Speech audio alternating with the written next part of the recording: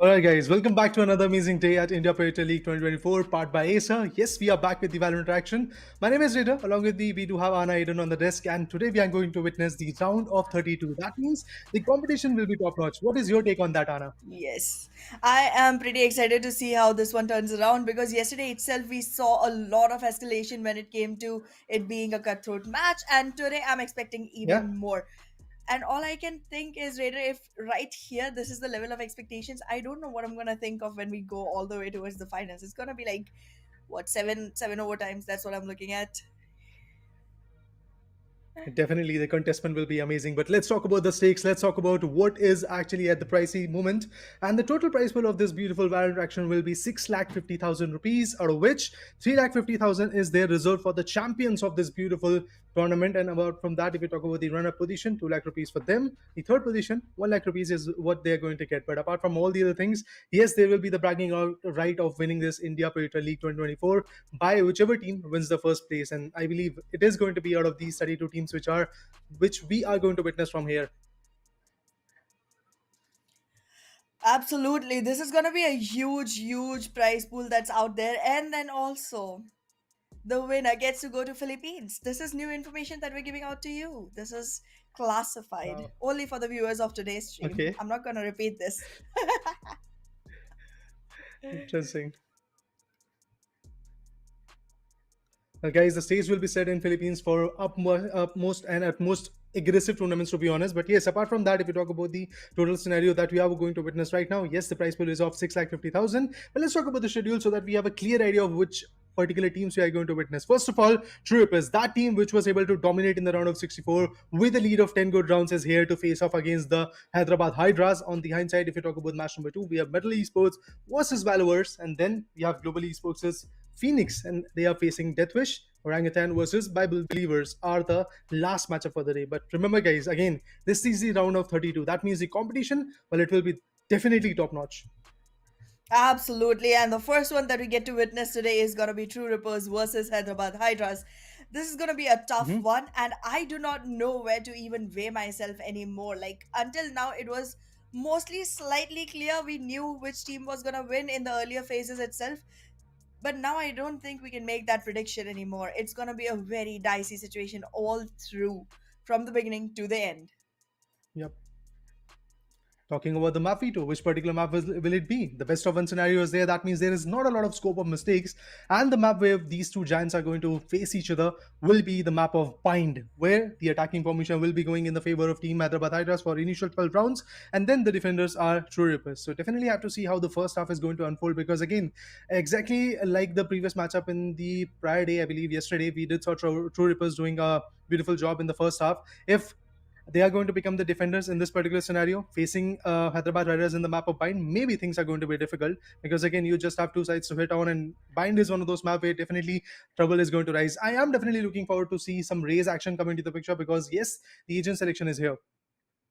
Absolutely. On the map of Bind, I do love the meta of using Sky alongside Reyna because that's like a double blind combination that you can go in with and generally make sure that you get the best out of it. I've also seen teams go ahead for the Viper Harbor combination a lot of times. And The I hyper love to combination, yeah. see, yes, the hyper combination. Thank you so much. We can actually normalize it now. And I also love seeing, wait a second, why did I forget the name? It's that duelist, the blue duel Yoru. I also love Yoru, seeing it yeah. when it comes to Okay. bind. Because teleport and teleport means double teleport, means double trouble, means so much fun. Mhm. But I know Yoru, right? I don't know how the name just slipped out. But well, this is something I'm super interested in seeing, but I'm not seeing any of that come into Mhm. play. Reina finally gets picked, and Sky is already there, so we can expect that double blind combination. I'm seeing Chamber come into action as well, and that's something that we saw a great game from Ardis while Select your playing Chamber on agent. Bind in recent VCT. So, keeping my hopes up, keeping my hopes really up. I have a question for you, Anna. That the players are Yes. choosing chamber, and apart from that, they are going for the brimstone. Apart from the choice of taking the omen, so what do you think about that? Is omen better in this map or brimstone? What's your take? So well, I do like Omen a lot on multiple maps, but this particular map I feel like Hmm. having a brimstone is very essential, specifically when you're attacking, and attacking is the side where you have to be more careful on bind because there's multiple angles that people can Yeah, be at, and having extra smokes just helps a lot because you cannot expect to have two smokes and enter into sight on a map like bind. You need to have at least three or four, and the deployment of brimstone smokes lasts a little longer, and that just gives it a much more utility to the pack. And even though as a smoker my favorite controller is Omen, I feel like on this particular map brimstone is the right choice.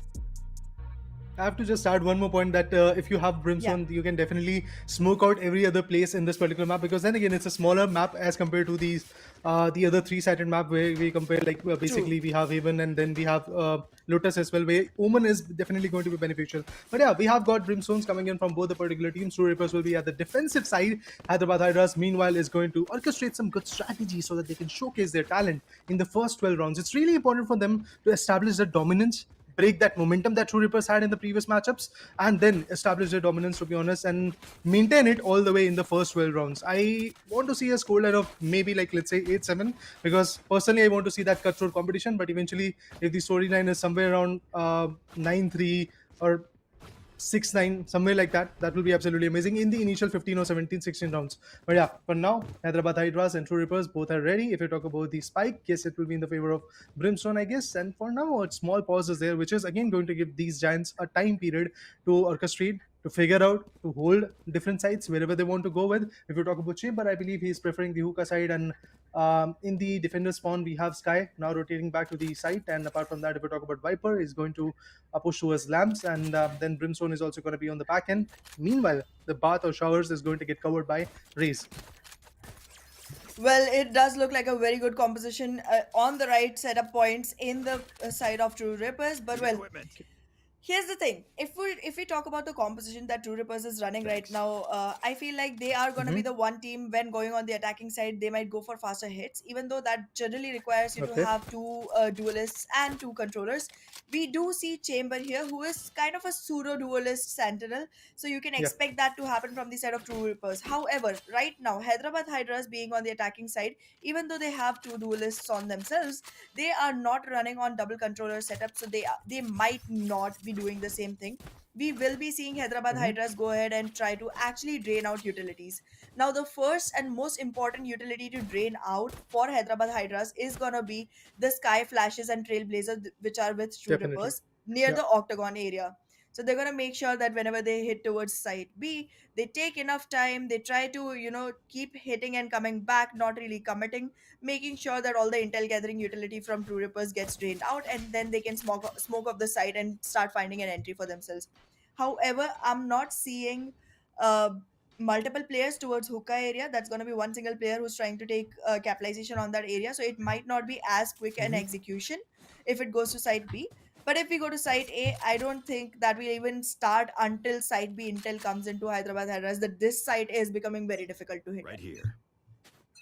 Yeah, I definitely have to see how the initial round is going to unfold, and totally agree with your points. But yes, at this point, it does feel like that some of the players are going to approach at Right A here. side. They're going to gather information, possibly make a fake scenario, and then eventually push forward and give the Oh, information to their nice. teammates. And then I believe the rotation will be coming in through Brim and Sky's perspective. But as we can see, the rendezvous has been activated. So actually, from the both the sides, and yeah, pretty close to the TP, we do see Deathmaker holding the very beautiful angle. Let's see how fruitful he can be. Unfortunately, gets taken down instantly.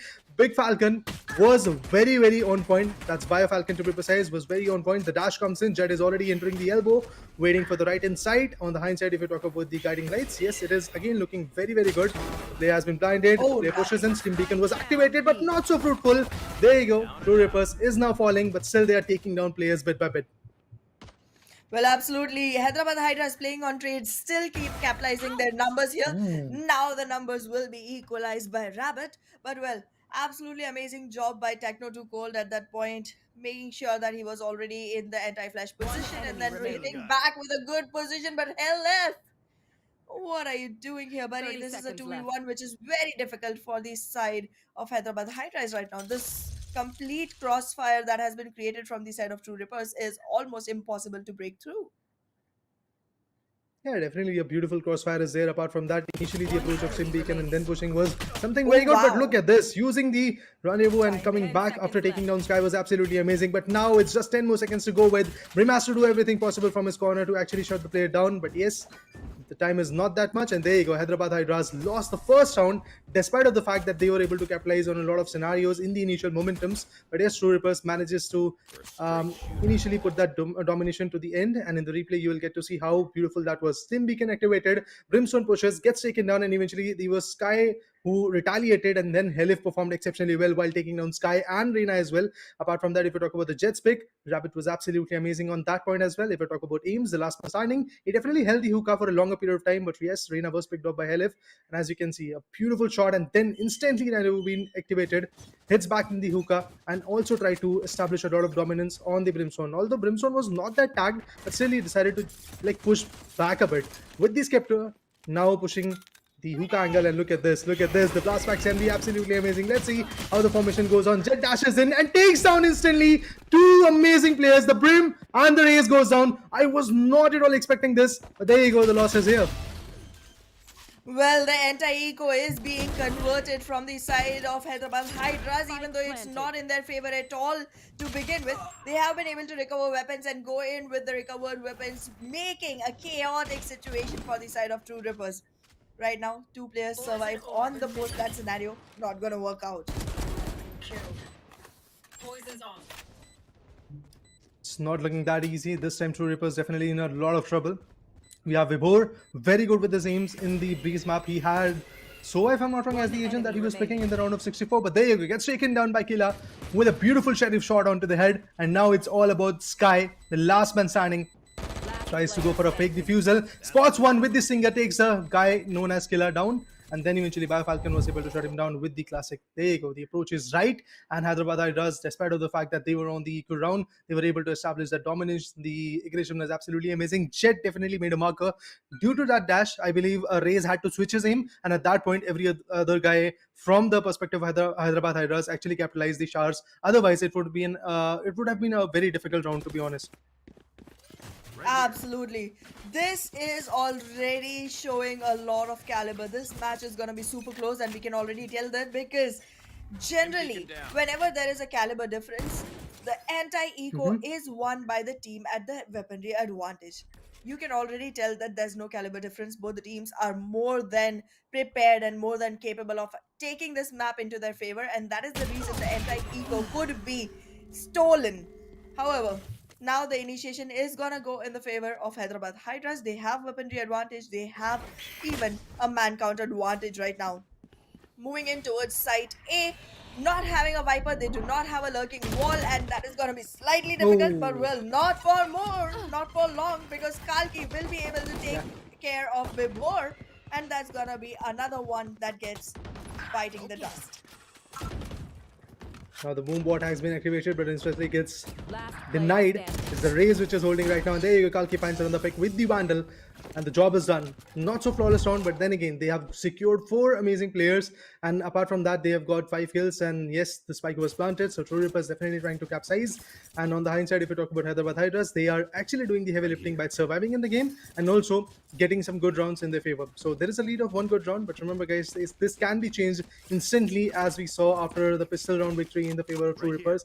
Things are changing drastically, and they are going in the favor of Hyderabad Hydras. But once again, the approach to the shards could be coming in. And if you talk about the TP angles, yes, Sky is over there holding the B long, and the hookah angle is there with Raze. So the only duelist that they have got is going to be there in the hookah angle. Now, if you talk about the shards, yes, Brimstone has been blinded, and if you talk about the situation, yes, Deathmaker gets down. That means the aim duel specialist is now out of the equation. It's going to be a tough one for Vibhor and his teammates to really outperform the team known as Hyderabad Hydras. And there you go, another big pick from Kalki.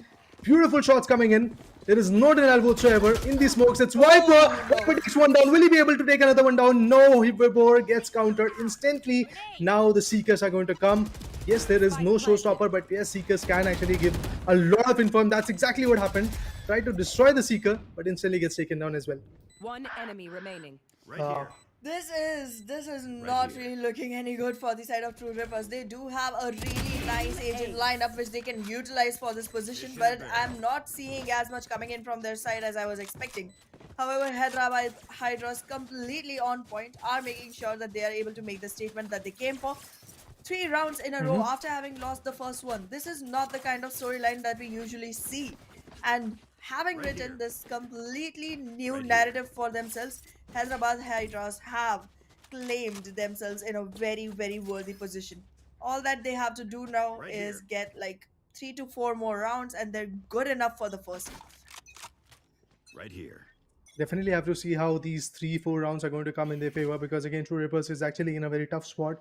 If we talk about the hold of A, yes, every now and then we do have 3 agents surviving in the A bomb site, but still they're getting tackled. But this time Viper decides to go a bit more aggressive. Viper Vibhor, that is, has got the stinger in the hand. Not a very good weapon when it comes to the long range fights, but yes, in the close quarter, definitely this gun can be very, very useful. Yes, it's much more better than the pistols that you've got, maybe the classic or the ghost that you're utilizing. So I believe they could be in a situation where the output might come in, but Techno to Gold holding very patiently the area of trees. But yes, it's going to get blinded instantly. The smokes will be coming in through Brim. Another guiding light goes in, and yes, instantly blinds this player. In the hookah, we have a Lear coming in, but there you go with a Sheriff shot. Elif finds one, Techno to Gold finds another one. Deathmaker with the beautiful headhunter that he has got is going to take another player down, and with that now Seeker is what we are going to utilize. There you go, the ultimate is here. In the hookah we have another player. There is a possibility of bomb being planted, but he is going to instantly choose the TP, and teleporter will be utilized, and there you go, through the showers, now going to make an entry at the A trucks, and maybe towards Tetris, the bomb is going to get planted. Yes, I feel 30 the seconds Tetris left. is going to be the exact position where the bomb is going to get planted, but the player has been spotted. Should have gone for the gun rather than the utilities. This was a moment I believe Viper is again going to basically regret. There you go. Killa finds Rabbit, and a beautiful thing shot, and with that it's done. Finally a comeback after so long time to be precise. But yeah, there you go. The comeback is here. True Rippers finds another fruitful to be precise round into their favor. So Vibhor definitely did the heavy lifting of clutching this moment. Otherwise, Hyderabad Hydras definitely had their moment. Well, they did. The Hyderabad Hydras found themselves in a much, much brighter position. But, well, all the light will be stolen now that True Rippers are trying to come back into the game. It was crucial for True Rippers to make sure that they get their win, because their economy is shackling right now. They need more and more, credits to their favor. Kalki going in for a timeout from the side of Hyderabad Hydras. So that's going to be some momentary break to try and figure out what True Rippers might have in mind, because the lead cannot be given up. Hyderabad Hydras right now, all they want is to make sure that they have a lead walking into the second half, and they have a lot of ultimates to actually go ahead and make that possible. Yeah, I mean, eventually, if you talk about the first few days in the round of from 128 and round of 64, we have not seen that many timeouts. And eventually, when we have seen those timeouts, the time was already too late. There was a big buffer. But this time, Hyderabad Hydras decided to take the timeout early so that they can figure out what is going wrong and why True Rippers was able to manage to like bag out that particular round, and why we were unable to take that entry in the B-bomb site. So now they're figuring it out. And I feel this is the chance that Hyderabad Hydras can easily capsize and maybe come up with some decent plays in the next few rounds. I would definitely love to see how this timeout is going to help them. Being the attackers, yes, they definitely have the upper hand when it comes to having those two duelists. They've got the jet, the dash were absolutely amazing. In every single round, the dash is actually helping a lot. And apart from that, if we talk about the Lears coming in from Reina, that is helpful. You have the chamber now. It is actually going to come up with the Tour de France. I mean, there are multiple barrage of utilities coming in, and also the ultimates are pretty much active. It's just the Seekers of the Sky which is not here. And if we talk about Viper, look at him. Viper Spirit is also more than ready. But let's see, the orbital strike is going to be there or not. Well, we'll soon figure out how this turns around. For now, smokes will be launched in, and the attacking side is going to try and acquire 1/4 of the quadrant inside the site. As of now, they do have the dominance, but they do not have any of the crucial areas to take control of. Trying to move it into lamps, maybe move forward and find a couple of players. Nice. However, this is not going to be super easy, because the angles from the side of Helif are going to be super, super difficult to penetrate through. Time is running out. The smokes are now going to be out of the equation. But yes, the orbital strike is something I'm also waiting on. So let's see how Biofalcon is utilizing it. And yes, we have Reena figuring out the lamps. Trailblazer also comes in. There you go. The orbital strike is here. And now this is the opportunity that they can actually push in. The Empress comes online. We have Sky who might be able to tackle it. But in order to retaliate the favor, we have another orbital strike coming in. from the opponent's perspective. And now the players are going to switch up the directions. They're pushing 30 back seconds to the left. B mains. And we have only one player, and that will be Viper Vibhor, if I'm not wrong. He's holding the side, and indeed with the Phantom finds one. The Recon Phantom is again a jewel that this guy has got. Ooh, the Empress gets taken down. But the duelist, the pseudo one, definitely survives in the game. It's Chamber who is actually doing the heavy lifting, but the time is running out. They have to plant the bomb and also survive at the same point. Killa definitely trying her level best, but yeah, gets taken down instantly. The timeout actually worked in the favor of True Rippers. The defenders now are very happy. Absolutely, finding themselves the equalizer, and soon enough on the train to actually go ahead and march into the lead is here for True Rippers, and it's on the station. All they have to do is board it and not miss their chance. The operator comes in for the side of DM King, and we know how good Deathmaker is on the operator. So let's just keep our eyes peeled for that one. If you take a look at Yeah. the setup as of now, it seems like Sky obviously always is gonna be on Octagon, and this time again they're going for the same Viper wall that they had the last time around. I'm not What? seeing any large walls coming in through the teleportal just yet, but well, an early loss of duelist for the side of here. Hyderabad Hydras from that operator. This is gonna be hurtful. One of your flashers is gone, and that's scary being on the attacking side. Well, Oh, let's no, see no, what no. happens next. As we Timing. can see, the player has been spotted. His shot could be very fatal. The headhunters come online, but eventually pseudo duelist, the chamber also gets picked off. Apart from that, if you talk about Brimstone, yes, instantly gets retaliated by Helif. Amazing performance is what I have to say. But now, eventually, if you talk about the sixth round, yes, all the utilities, all the major ultimates were already out of equation, except the Tour de France that Chamber has got from Hyderabad Hydras perspective. I would love to see how that is going to help him in order to take the control. But there you go, Killa with a beautiful guiding light manages to take an entry. The headhunters come online, and there you go. Another retaliation. Now it's all about the last player, and they also gets retaliated. The defenders still survive in the game. Before tried to fall back, before actually tried to retaliate and came back to the A side, but even before that, the Sky and the Brimstone had all the control when it comes to the respect of True Rippers, and they were able to establish the dominance, get the player out of the equation. And Hyderabad Riders, with that, lost another precious rounds of their own. Being the attackers, they definitely want to get some good rounds in their favor, but their flanking positions, the way they are rotating, the way they are faking, is somehow not working at this point.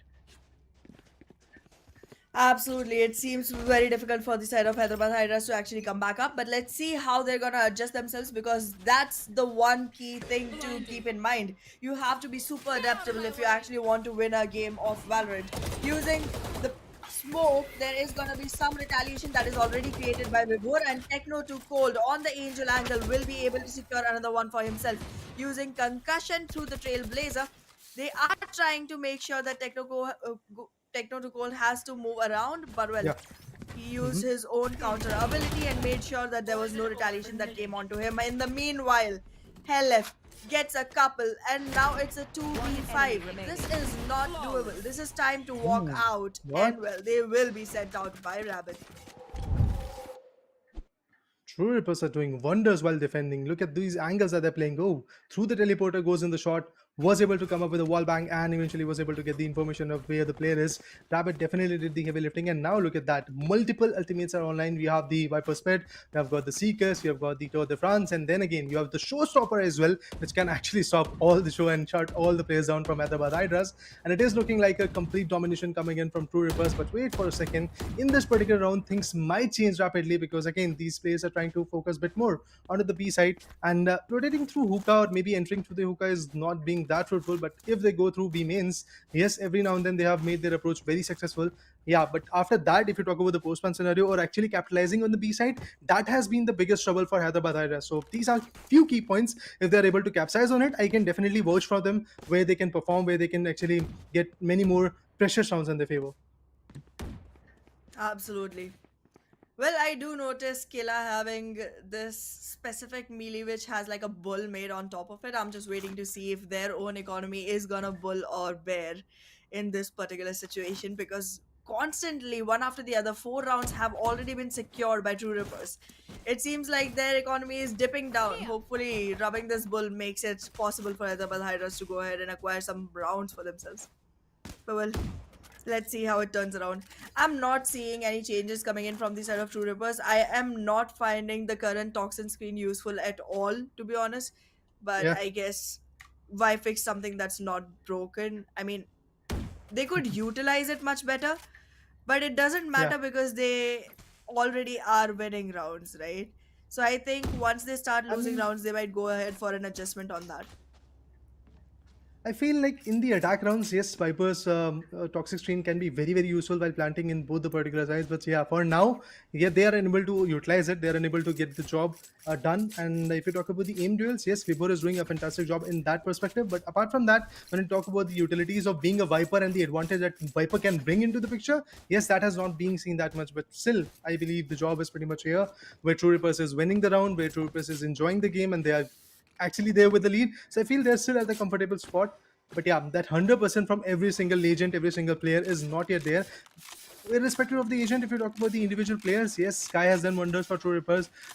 Agent like Vibhor, to be precise, players like Vibhor have also done the heavy lifting of taking down quite a few clutch moments in their favor. If you remember the last I guess few rounds in the last few rounds, whenever the players are trying to approach the B side, yes, Vibor is there in the trees or maybe holding the position in the elbow and getting the job done with the Recon Phantom that he has got. So yes, he is actually very, very good when it comes to the aim duels. But yeah, when we talk about the utilities being utilized, yeah, at that point I totally agree that yes, Viper is not that useful for now, but maybe in the next upcoming rounds things might change. But there you go, Randover being activated. Once again, Chamber is ready with the operative shot. Deathmaker really wants to make some havoc, but with the Steam Beacon, the players are pushing, and apart from that, the shields were already broken, but still not so useful. And now True Rippers lost the control of this B side, but the players are rotating back as we can see once again. They are trying to pull and trying to get the job, and then there we go. Nice. Cam 0 FPS has been taken down. It's not looking good, but Rapid, duelist versus duelist, the same duel was absolutely amazing. Now the players are once again rotating Oh, back, but the headhunter guy manages to take him down. That maker definitely was very on point with his aim. And now it's all about the last two players. Spike has already been planted with the headhunter, definitely try to make and create some damages. It is all about the Sky. If Sky gets taken down, I feel that maker can easily hold off that angle of the Shars. Unfortunately, that's not the case. Rapid gets taken down. Helif is going to take the Shah guy. That Jet, Kalki gets picked off. And now in the elbow, we have another one. Sorry, my bad. It was the Lambs. But yes, the player has been picked off. And with that, 6th round will be coming in True Ripper's favor. I mean, whatever you try, yes, True Rippers is here to counter you. absolutely. True Rippers has been the true round. And well, the way Helef is on his aim is quite amazing. Look at that. Two frags, one after the other, both very epically done. But yeah, with that sixth round in the favor, it seems like True Rippers is marching towards walking in with a lead into the second half. Hopefully an 8-4, because that would be super, super nice for the side of True Rippers. However, we do want to see a much closer competition. So let's hope for 6-6. Okay, we have high hopes. Yes, definitely want to see that close quarter competition come into the picture. But apart from that, you talk about the aim duels. Yes, there you go. The Chamber is going to get shot down by Deathmaker. A beautiful shot indeed. Mirror Agent gets countered. Now it's all about the last few players. Toxic Stream comes in. Yes, trying to create that distraction with the dash and the updraft. The combination is looking good. Kalki makes an entry towards the lamp. And now maybe through that is going to have some beautiful angles to retaliate with. But with the pain shell, the distraction comes in, and look at that, the blast pack is also being very, very useful, as we can see.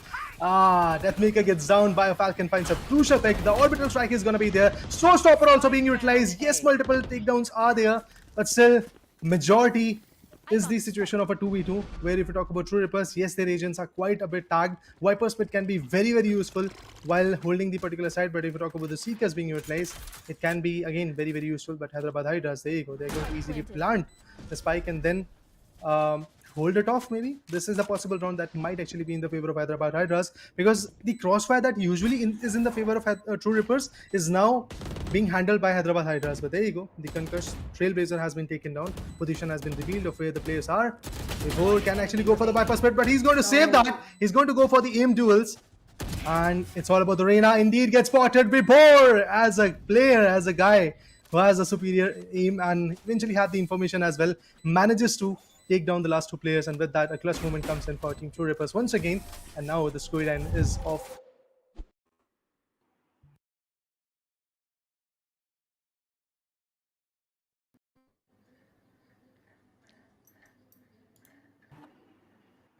The impatience on Kalki just cost them the whole round.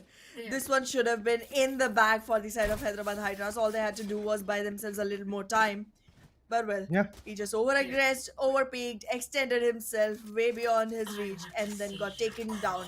You do not give 1v1s in a battle where you have equal number of players in post plan scenario and you're the attacking Wow. side. You just don't. But well, Tour de With Force is Deathmaker, yeah. already Yeah. taking a good start for the side of Deathmaker. Pump down.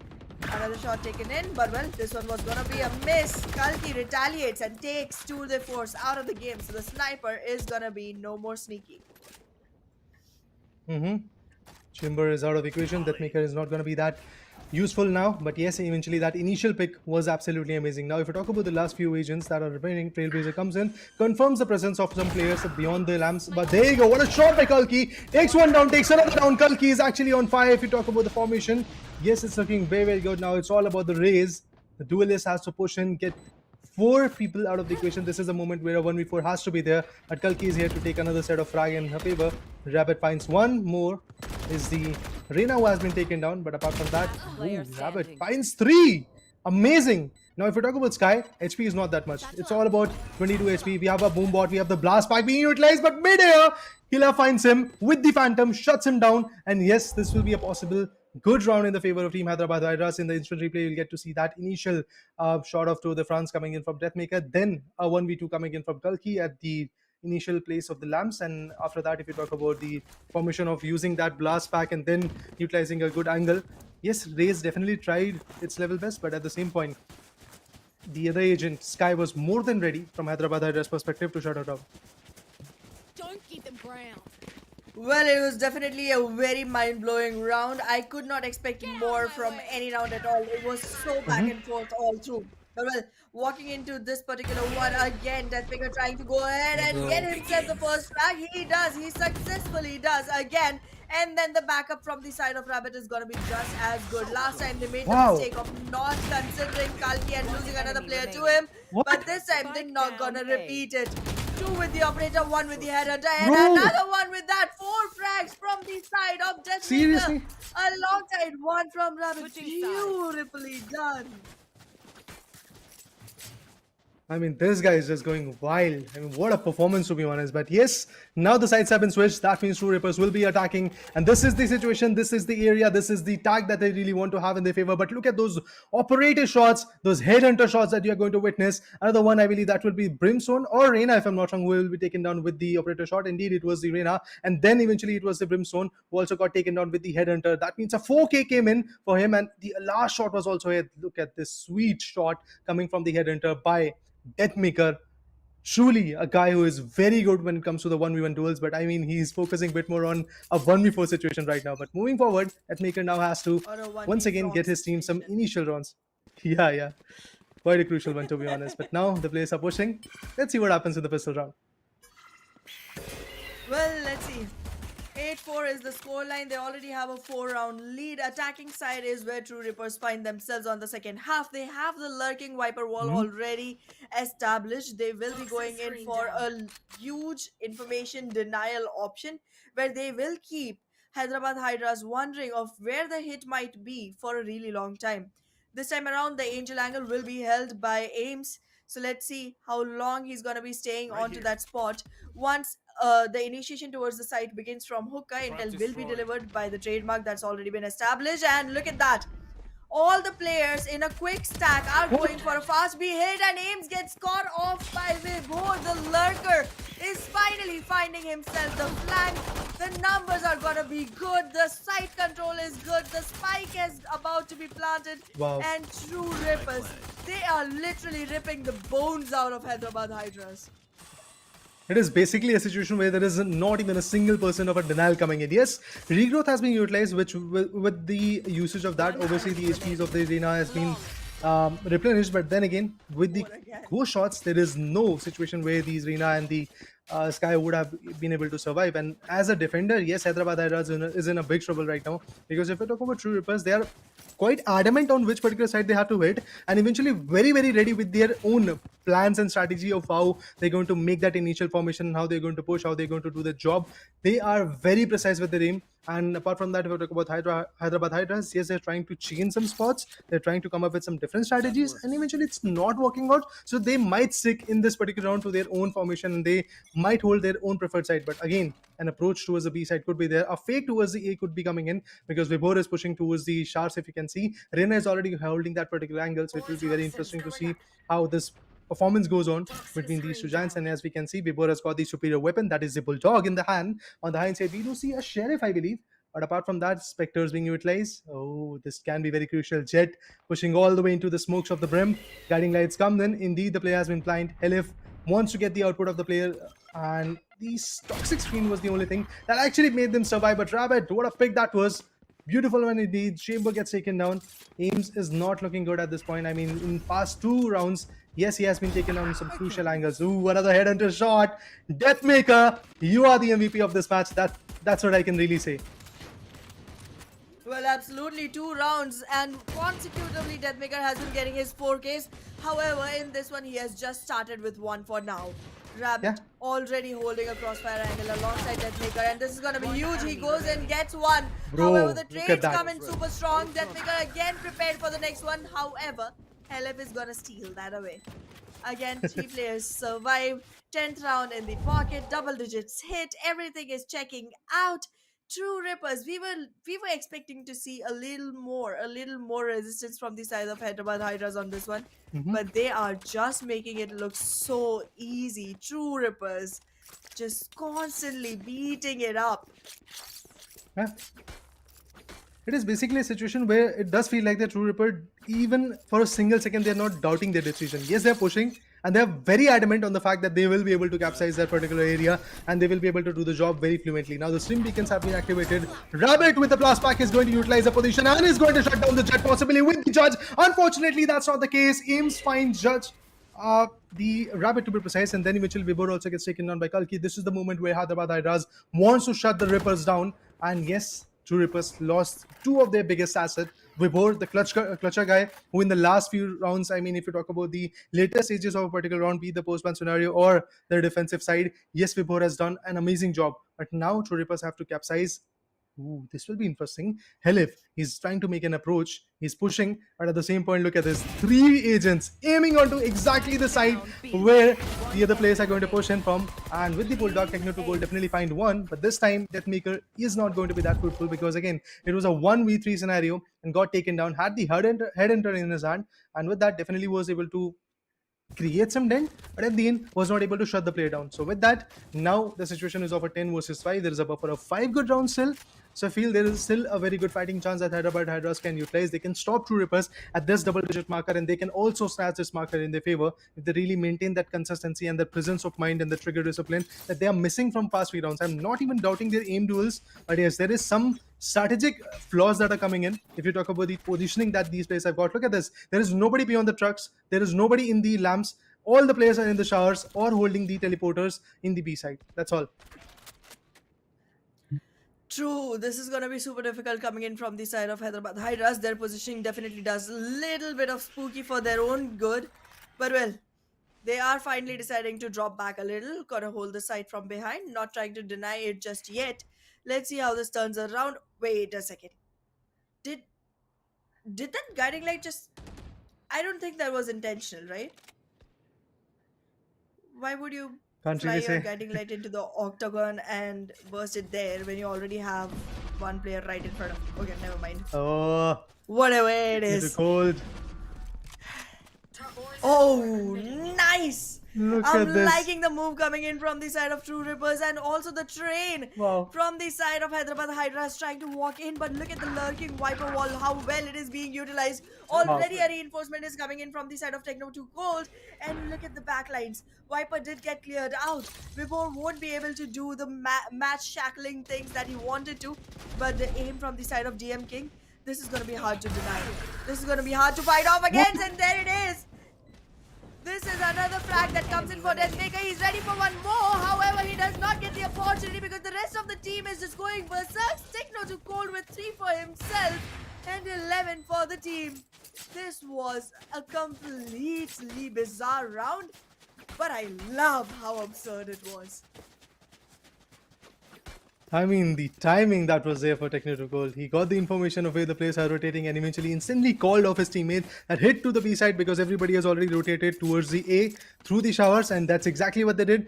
Held off the exact angle that they really wanted to do, and eventually through the elbow there was some amazing op shots coming in from Deathmaker. And apart from that, his teammates also went ham, as you said. The Raze Rabbit, to be precise, was also very precise with the aim and was able to establish the dominance in that previous round. But now comes the fact that the match point is about to come. Let's see how this match point is going to come and eventually what kind of a utilization will be there. Toxic Train being utilized, Raze pushing Jet pushing forward. This can be very interesting because Vibhor has got a very interesting angle to hit on.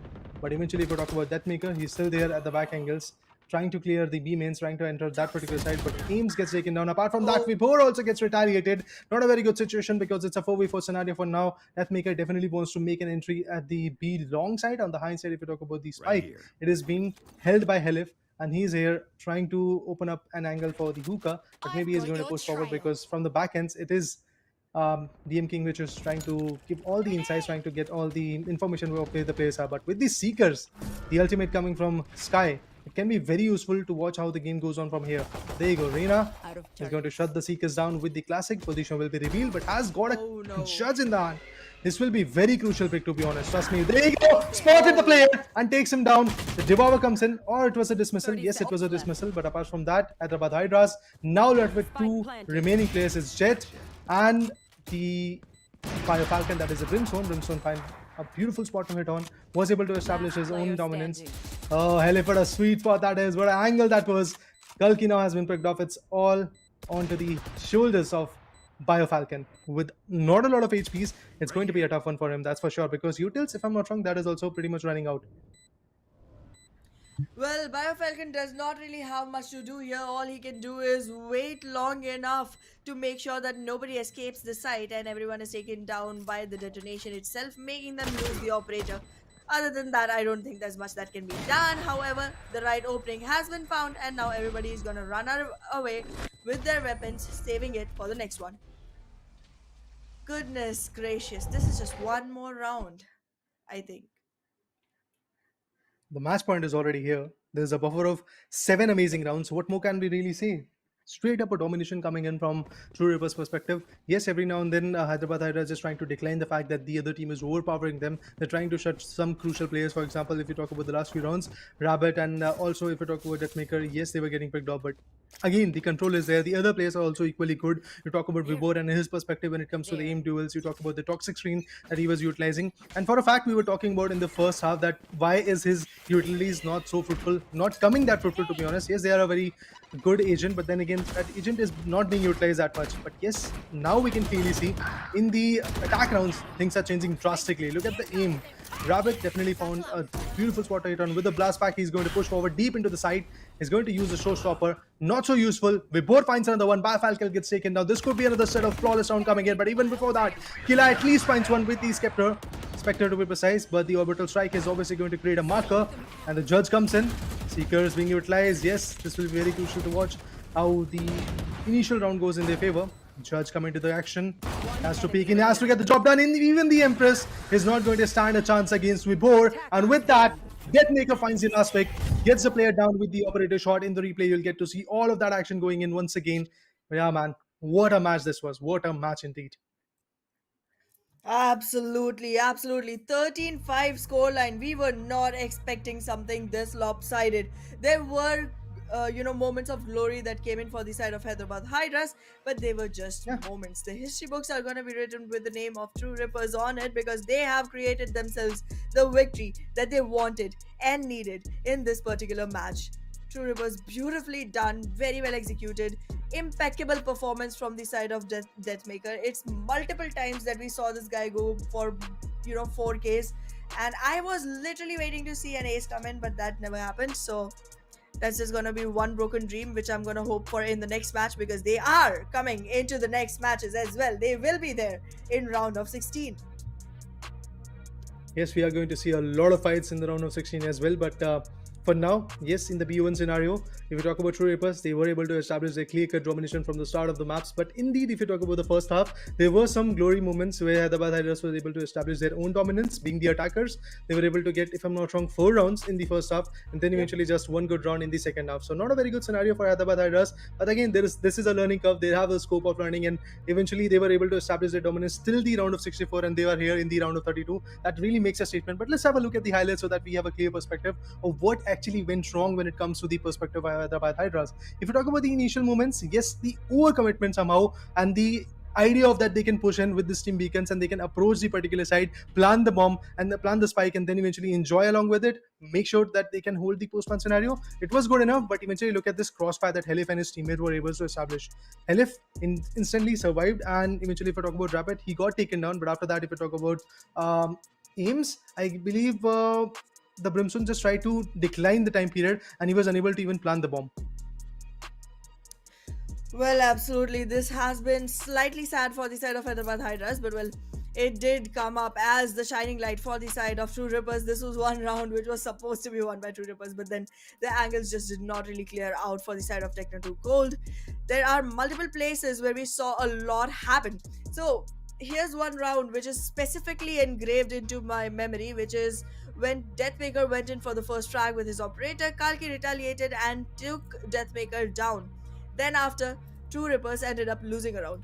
But however, in the next round, instant adjustment came in from the side of True Rippers, and they were able to bring in Rabbit alongside Deathmaker for the next round. And then, right after the first op shot, Rabbit went ahead and actually killed the next person who was coming in for the trade, which was Kalki again.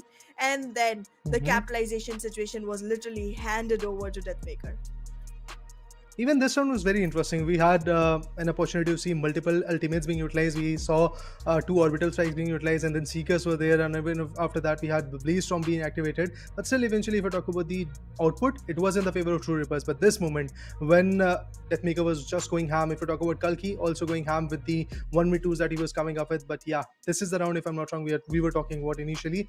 Deathmaker was able to get that initial pick on the Sky, and after that, Reina get taken down. Then eventually, Rabbit got picked off. But yes, in order to retaliate, Brim also got equated out of the equation, and then it was Deathmaker who took down his mirror agent, played by Ames, if I'm not wrong. So it was a very good scenario.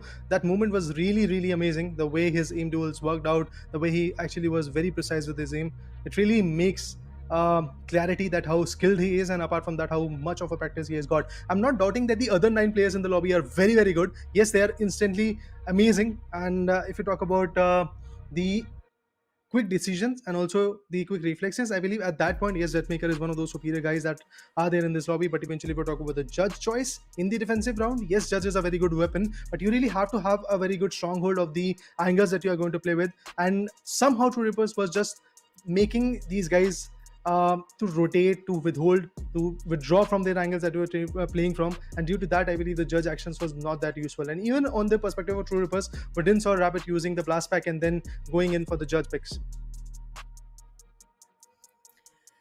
Well, absolutely. There were a lot of interesting moments that happened in this match, and well, that's a lot of interesting statistics as well on our boards. I like math, so I'm gonna find it fun. What about you, Raider? Go for it. Alrighty, so well, we did see Deathmaker being the one with the most number of kills. As you had already expected, he would be the MVP, and he sure is. But the rest of the team was not trailing far behind either. Vibhor, Techno 2 Cold, Helif, even Rabbit. Every single person has stepped up to the occasion alongside Deathmaker. We did expect a lot more from the side of Reina and from the side of Ames, but that did not show up as much.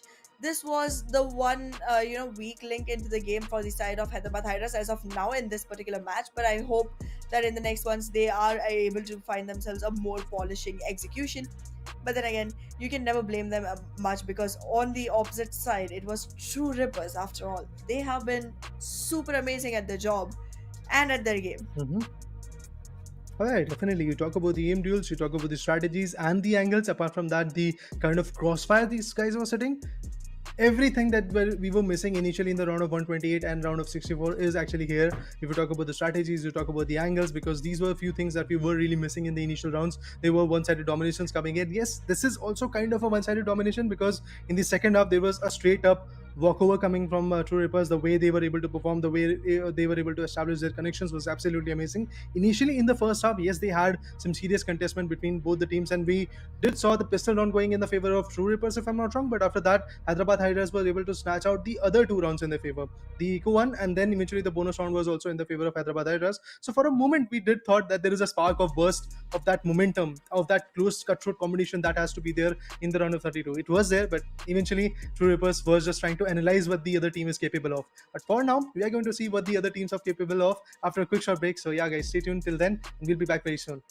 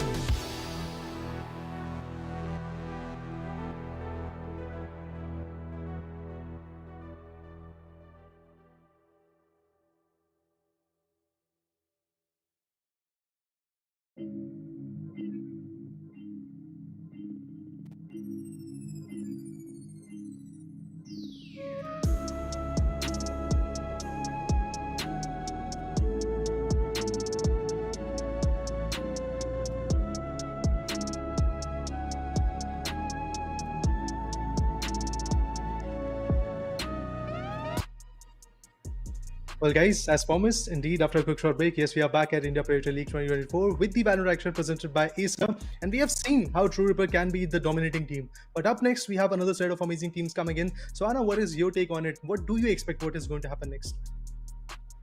Well, I mean, we did see a lot of retaliation coming in from the side of Hyderabad Hydras as well. It did not really work out as much as they wanted, but it was definitely an attempt. And I'm hoping to see the same thing from the next teams as well. There has to be an attempt, whether it's fruitful or not, it definitely has to be seen.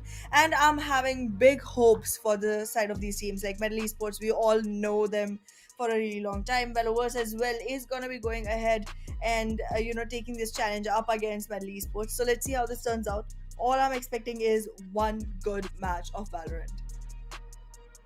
I mean, we are going to get it, that's for sure. We are going to see some amazing action coming to the picture, but let's see at the end who rules. But let's talk about the map veto, because it is going to give us the idea of which particular map we are going to witness. Let's look at the bans. We have Split, Ascent, Sunset, Breeze, Lotus, and Haven already banned. So the map that we are going to witness will be the map known as Bind, exactly what we witnessed in the last matchup. But if we talk about the attacking side, it will be in the favor of Medley Esports, and eventually the defenders will be initially for the first half Valoverse. So I definitely have to see how Valoverse is going to defend their sites. Well, let's see how it turns around for Valoverse. As of now, Metal Esports on the attacking side will be finding themselves on the better half of it, because even though in the last time that we saw Bind, which was in the last match, we saw a lot many rounds being acquired by True Rippers towards the defensive side. I feel like attacking side Yeah. is gonna be super important on Bind, because that's where you get to control the pace of the whole game.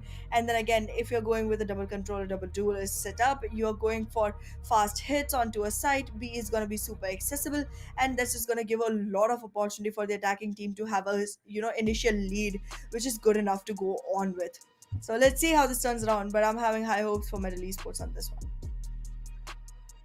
Well, I have also a lot of hopes from these particular teams, but then again, it all falls down to the strategies and the agent selection that they're going to come up with. So we really have to see which particular agents are going to come, because yes, your favorite hero is missing in the previous matchup, but maybe in Yes. this one, maybe it is going to come. Apart from that, I want to see some good raise action come into the picture, because this is one of the most amazing map in which you can utilize a combination of a raise, blast pack, and the judge in the hand. That can be very, very useful in this map while you are attacking. So definitely have to see, or even eventually you are defending as well, you can easily hold off a new angles. Judge is not that conventional weapon, but then again, it can be very crucial, as we did saw in the previous matchup as well. Reina was trying to utilize it, although overall, if you see the picture, yes, there was a big buffer. There was a buffer of 7 amazing rounds between these two particular teams, 7 or 8 rounds to be honest. 13-5 was the storyline. So yeah, it was a very big buffer, but eventually utilization of that judge created some dent, because the jet was getting picked off every now and then. Deathmaker, if I talk about him, he was also getting picked off every now and then by the judge.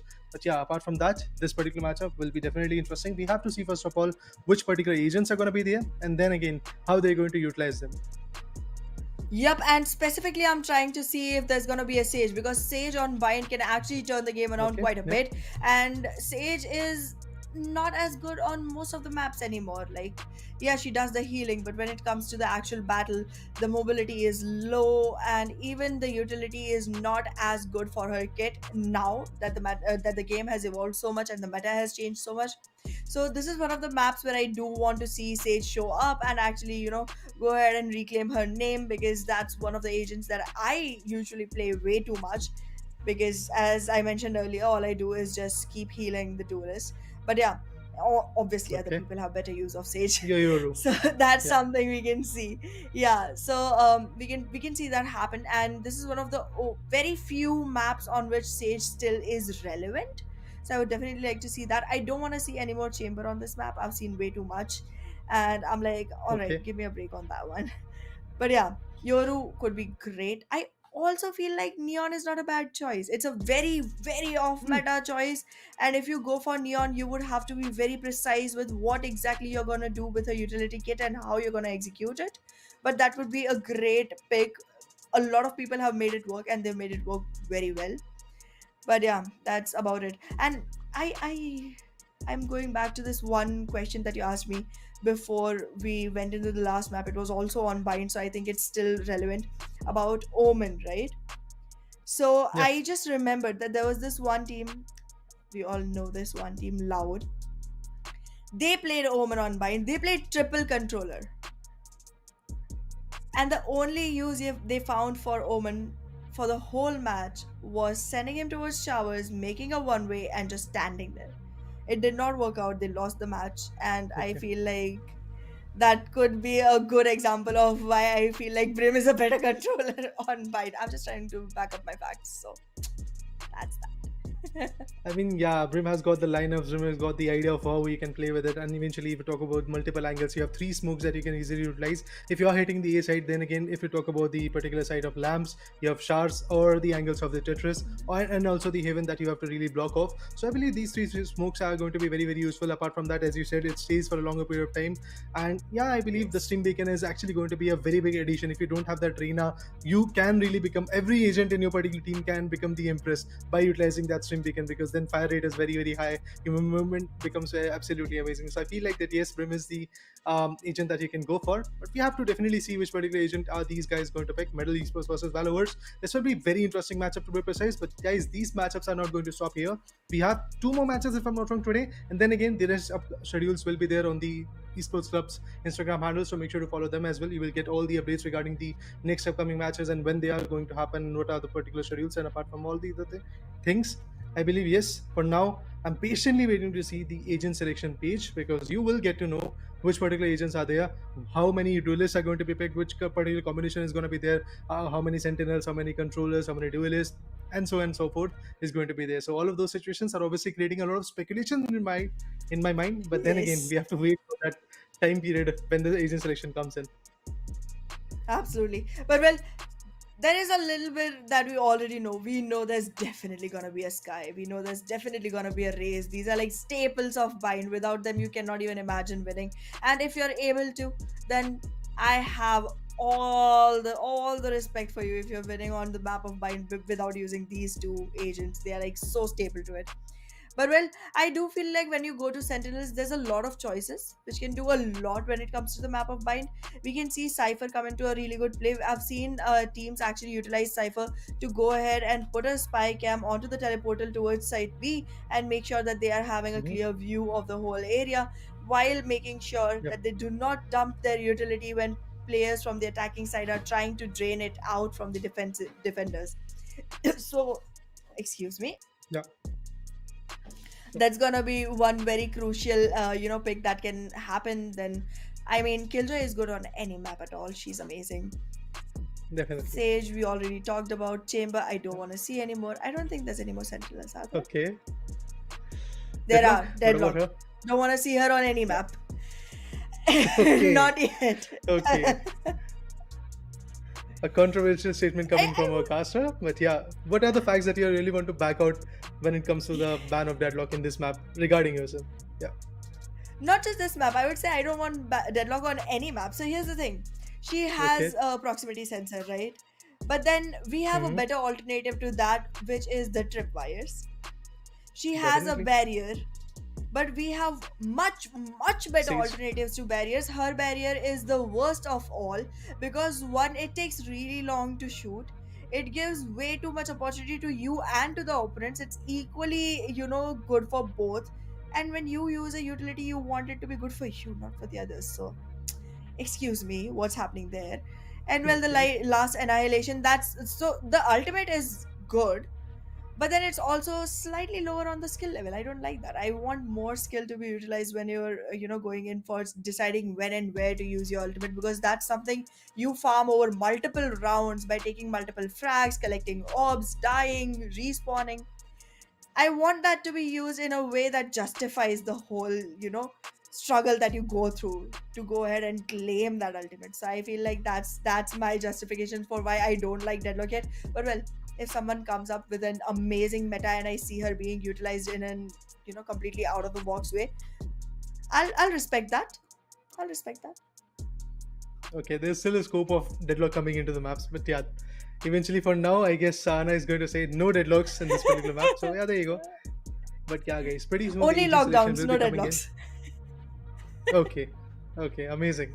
So yeah, coming back to the fact that KG is actually very very vital in every single particular matchup, and eventually if we talk Yes. about this map as well, you can easily anchor down the B side, and also in the A side, yes, you can easily anchor it down. You have the alarm bot, you have the turret, you have the swarm grenades, and then the lockdown is also there when it comes to the ultimates. But I feel, yeah, Cypher is somewhere one of those agents that can easily hold the flanks that are coming in, the backstab that might be there, and apart from that, the entries that could be there. And eventually, if we talk about like basically KJ, somehow that barrier can be created if KJ is going to push down to the A side and they in her turret and the alarm bot is there at the B side. Obviously, it's not going to get triggered because then you have that range barrier that is going to come in. So I feel yeah, Cypher can be the better choice at this point.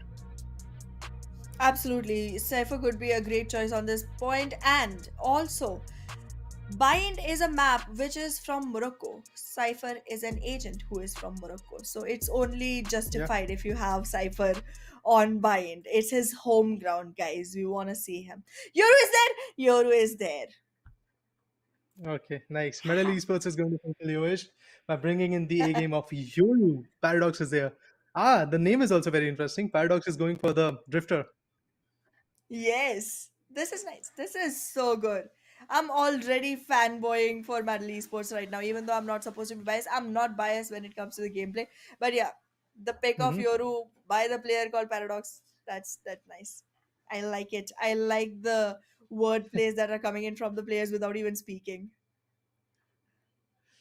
This is a statement, to be honest. Yes, Paradox is kind of looking good. On the hindsight, we do have a Viper coming in from the same team. And if you talk about Valoverse, we have a Harbor, we have a KJ that might be getting confirmed. On the hindsight, Jet, oh, sorry, Jet not, Jet might be there from Broken's perspective, but he's going to go for the smokes, that's for sure. Apart from that, we have a Raze and then a Sky as well. So, Raze and Sky, that's the Choose meta. your They are definitely agent. going to be there from each and individual team. But again, if you talk about the differences, it is there when it comes to Viper and Harbor. So I have to see how Harbor can be very, very useful in it because again, the high tides can be very, very useful. But what is your take on that, Anna? Is Harbor going to be a good agent in this particular map?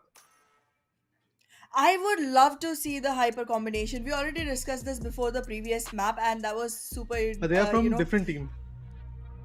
yeah, that's Yeah, true. there's that. That's true. But well, in any case, whenever it comes to the walls, you can definitely make sure that. So here's the thing: when we were talking about controllers with smokes, I said that Brim is a better choice because he's gonna be able to shut down multiple angles by using multiple smokes at the same place, and they will last a little longer.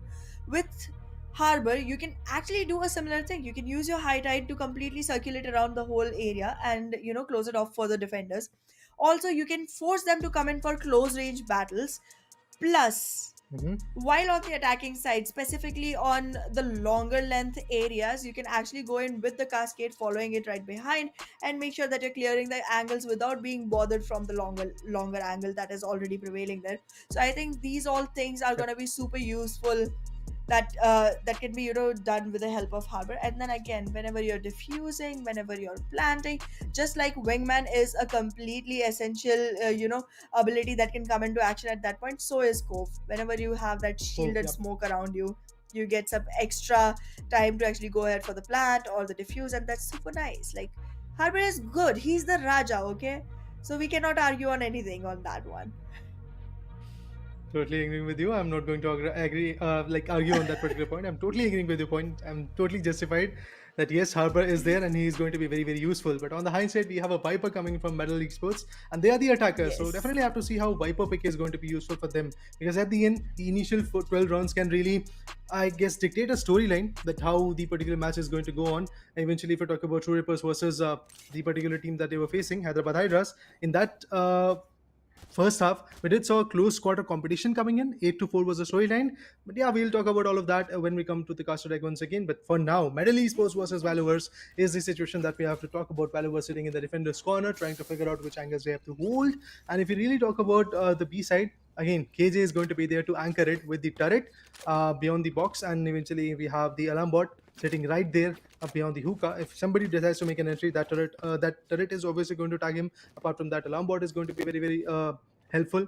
But I guess the swarm grenades are not yet utilized. So in the next few rounds, maybe those swarm grenades can be very, very useful while stopping the entry from the hookah and other angles. But for now, the classics, the ghost sheriffs, and the frenzy might be ready. Well, absolutely. I can already see that Viper did not go for the lurker wall. The Viper has actually used a wall that goes all the way from the teleportal all the way towards heaven. And this one is slicing up the site into a form which is denying two particular angles, but still keeping a couple completely open. So they don't want to contest lamps, they just want to deny information on lamps. And that could be useful, specifically if you're actually focused onto the post plant scenarios. If you want to go ahead, plant, and then hold it, it's a useful wall for that. But then if you want to make the defenders actually confused for a really long time before you hit the actual site, you can go for the lurking wall. So this is how they're opting to utilize their Viper, and I think it's good enough. But let's see how much fruit they can derive from it. From the positioning of Yoru, it seems like we might be seeing Yoru trying to actually go in with the flashes, make sure that there is some clearance that is claimed for the team, or maybe just go in with a gun, because this is pistol round. We don't spend a lot on this one. At the same point, we really want to win this one as well, because if you win the pistol round, there is a possibility that you're going to win the second round as well. So let's see if Metal Esports is capable True. of that. On the hindsight, Valoverse definitely have to see how much of an output they are going to dish. But this time, if you talk about the utilities being utilized, yes, the players are pushing forward. The boom bot goes in, definitely trying to tag out the player. The Oh, fake is going to nice. be there. With that, the blind also comes in, and there you go. Paradox What? gets contested. Unfortunate. Well, Yeah. that just did not work out. The timing after the fake out was so bad. Hopefully, it will get corrected eventually. But right now, the situation is gonna be 3v3. There's a huge number of players that are going in towards site B. The One spike is enemy not in remaining. control, and being able to acquire it is going to be super difficult. Both the players are ready for the fight, and the third one coming in from the lurking angle will be the one taking away the life of one tap god. So just decaying just did it. Valoverse in the defensive parameters definitely was able to break out that barrier, and eventually now they are with the advantage of the first round. And with that, I believe the force buy might be there, as the attackers are going up with the stingers. They could actually save this one, but eventually they are choosing stingers and specters maybe. On the inside, if we talk about Valoverse, they definitely have an opportunity. They might actually go for a judge while holding the lamps, or possibly go for the specters. Let's see what happens at the end, because again, this is a very crucial round. Again, a situation where both the teams really want to have a command with the guiding lights. Both the skies are able to blind each other, but still, in order to have an entry, they have to really make a move. From the back end, if you talk about the back sides, yes, the smokes are there. With that, the gate crash is also going to get utilized, but still, Euro gets taken down by Blurry. Complete control of Site B is going to rely on to Metal Esports right now. The teleportal has been used, and the sound cue already tells them that a couple of players will be coming in from the Yucca side. It's already been smoked off, so there's not going to be a lot of trouble. And because it's a brimstone smoke, it's going to stay for a really long time. We can see the rest of the players trying to rearrange themselves. All the angles are under control, and it seems like Metal Esports is not going to have a lot of tough time trying to win this one, and they don't. They are going to get this one. 3K coming in from the side of Black Hawk, and this Sky is using the birds right. Yeah, I mean, the guiding lights were absolutely amazing. And at the same point, if we talk about the crossfires in the later stages of the post one scenario, definitely the crossfire worked out a lot. But once again, the Euro is not that fruitful coming out in the first few rounds. Maybe in this particular round, he is going to gate crash, blind, and fake out. Maybe he's going to have some initial amazing output, because again, as a duelist, he really wants to be very useful. And if that duelist is not useful, obviously it is going to implicate a lot of pressure onto the particular team by losing some significant rounds. But there you go. Once again, the guiding lights goes in, sim beacon has been activated, the smokes are coming in, and the gate crash has been also activated by Yoru. The blind will be there pretty soon, but even before that, the great crash Oh, nice. activated. Oh, the player has been concussed by the Trailblazer. This was a very good combination coming in. Otherwise, for a moment, I did thought that once again Yoru is out of equation. Well, that was a good timing, good combination coming in from Sky and Yoru. And look at that, this Sky is just versus Black Hawk, constantly making sure that there is some amazing gameplay coming in from the side of this lad. Whether it is the utilities, whether it is the frags, always there to show up for the team. Blackhawk is doing a great job. I'm already commending him a lot. Paradox, again, this was a great timing utilization. This seemed like he was going to be slightly a second off, but he made sure that he was speaking at the right time. And the blind, Conquest from the side of Trailblazer just helped out quite a bit. This was greatly done from the side of Metal. If they're able to continue this way, I think the Yoru complaint that I had in the first round, I won't have it again. Ooh, that's interesting. Let's see. Once again, the output will be coming in because the toxic screen is pretty much utilized. The smokes from the brimstone are also My looking bolt good is when it broke. comes to the showers. And eventually, oh, I thought for a moment that this is going to be a fake gate crash, but that's not the case. Bomb buddy The out. teleporter has been broken down by the opponent that was there. But with that, the trailblazer comes in, and indeed the concussion will be there. I'm just DKing is going to pick one down, but apart from that, in the defender's perspective, Valoverse is also fighting back every now and then. We have Viper at a very low amount of HPs. Viper wants to plant the bomb, plant the spike, and indeed will be very successful in it. The fake out also is being utilized. Let's talk about what the other players are going to do. If we talk about Paradox, holding off a great side, now he's going to patiently wait for the opponents to come from the other Oh, angle. That will good be the Haven job. angle. Regrowth will be utilized. Valuers still surviving in the game, but they are now tagged a lot. And apart from that, if you talk about the survivability, Harbor also goes out of the equation. Now it's all about the KJ. As a solo guy, I feel it's going to be a very tough job for him to jump in from the angles of the Haven and then eventually push in. But yes, Paradox has been picked up. That make sure that there is going to be a 1v2 scenario. Let's see how that happens. The guiding lights comes in. The blind was there, but eventually the player gets picked off by Viper. With that, the job is done. 3 rounds in the favor of Metal Esports. On the hindsight, if we talk about Valoverse, still struggling a lot. Skitty to him. Well, Metal Esports, this one is another round where you can say the utilities were just so on spot. In the end moment when the regrowth was used right before it, there was a very good window for KJ to actually go ahead and capitalize on the situation. But then great use from the side of Viper, went ahead, put up the poison orb, made sure that the poison orb was up and holding back KJ in the meanwhile while the regrowth was being used to make sure that Paradox and Viper were back on full HP to actually take the fights. This was impeccable performance from the side of Metal Esports. Every single time the utils are being used, they are used very on time and perfectly placed. This is very fruitful, and the more you depend on utility, the better your game becomes, because just on raw aim, things become slightly 50-50, because on this stage, everyone is doing a good job. But wait a second, Bloody is Uh, unsuspected. He gets one, but that's about it, because this Vandal is just gonna sting out the Stinger. Spike planted. It's going to be tough for the Harbor to survive, but eventually with the Stinger, Harbor finds one more. Seekers are now active. Let's see how that ultimate is going to be useful enough, because the spike is already planted. Time is running out. With the champions, Vandal finds another one, but from the back end we have Valo versus Brim, who's still surviving. Yes, we have 2 orbital strikes active at this point, but none of them is going to get utilized. If Sky gets taken down, I feel that the other orbital strike can be very useful. But there you go. With the Vandal, shuts the player down. Blackhawk finds another major pick. 4-1 is what the storyline is all about, and being the attackers, Metal Esports is definitely stepping their aggression up a notch. And the initial round, which was there in the favor of Valoverse, was the only round that they were able to conceive in their favor. But after that, if you talk about the later 4 rounds, every now and then Metal Esports is able to capsize either on the A side or the B side. So both the sides are looking equally comfortable for these giants. On the hindsight, Valoverse is struggling on both sides equally. So that's something that they have to work on. Well, absolutely. For Velovers, things are getting more and more difficult with every passing round, because the pressure is also surmounting as the lead starts to.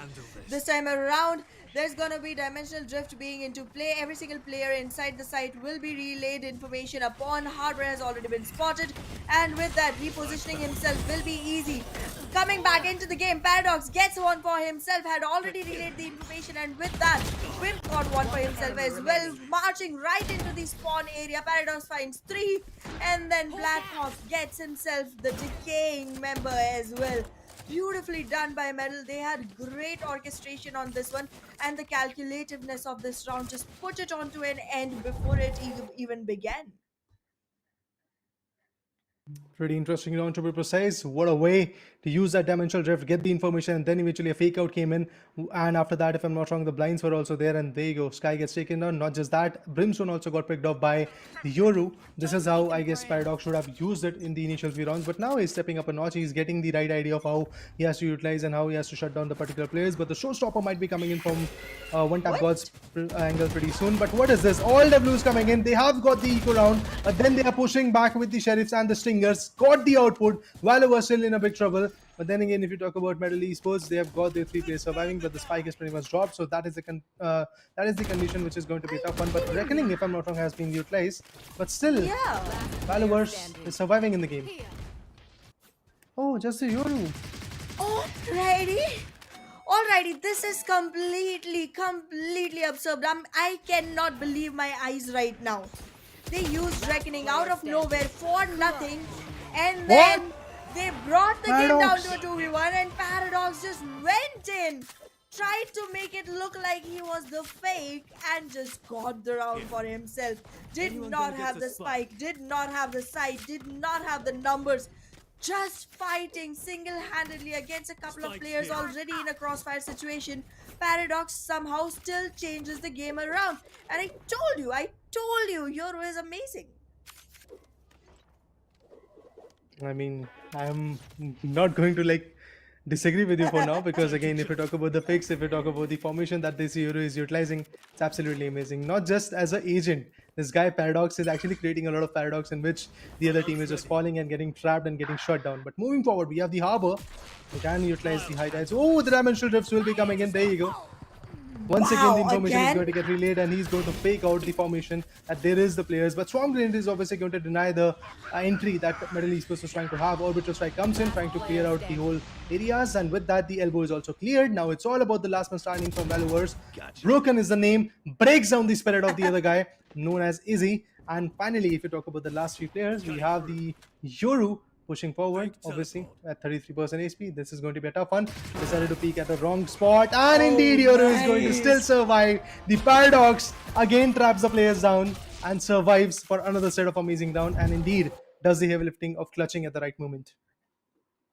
Oh, nicely done. Nicely done. Medley Esports, the kind of brain games they are playing, the kind of timing they're catching. It's literally like a rhythmic melody that they are on, and every time the beat drops, they are up for the game. This is beautiful. This is beautiful. I mean, Valoverse, they're deep in trouble, but Medal, I mean, they are giving a spectacle to the viewers. This is beautiful the way every single round is being executed. Completely in awe of this team as of now. But well, let's see how the future rounds come in. I was very surprised on how the Reckoning was used in the last round. It made me so shocked. Why and when would you do that ever in life? Still gave results, but then they underestimated the fact that Paradox was still alive. Oh goodness, 1-7. This is He was not looking alive good and he for Valoverse. arrived and Yeah, got a very beautiful run. Mhm. did. Sure did, sure did. Cannot deny that at all. Yeah, guys, for now, Valoverse has taken a tactical timeout. This will be very interesting to see how this timeout is going to get utilized because, again, this is again going to give the other team, Middle Esports, also some time to once again replenish their own strategies. On the hindsight, Valoverse definitely needs this timeout to orchestrate their own plan because it was not working out. Eventually, the first round, that was the pistol round, was only in the favor of Valoverse. After that, if we talk about back to back other Mm-hmm. multiple rounds, it was just going out of the equation, which is not a very good stance coming in from the perspective of a defender. And valuers definitely have to make a statement because you don't have a scope of a BO3 or some room to make a mistake. Already, the room of making those mistakes is running out because now there is a buffer of 6 big rounds. So that is something which is going to be very, very crucial. But apart from that, Metal Esports is more than ready to fight back, and pretty soon the timeout will be lifted. And then we have some utilities and also ultimates very ready. We have the lockdown, we have the showstopper, and the CKS also ready from Valoverse's perspective. On the hindsight, if we talk about Metal Esports, again the Viper Spit and the Orbital Strike is what we are waiting for.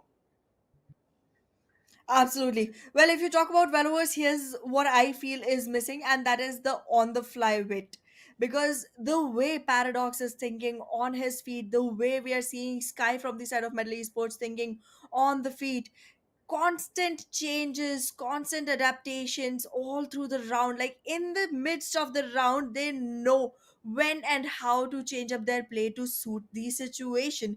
So they are doing a great job on that, and that is one thing which is missing from the side of Valoverse. They are not able to make their mid-round adaptations happen, and that's where everything is shattering down for them.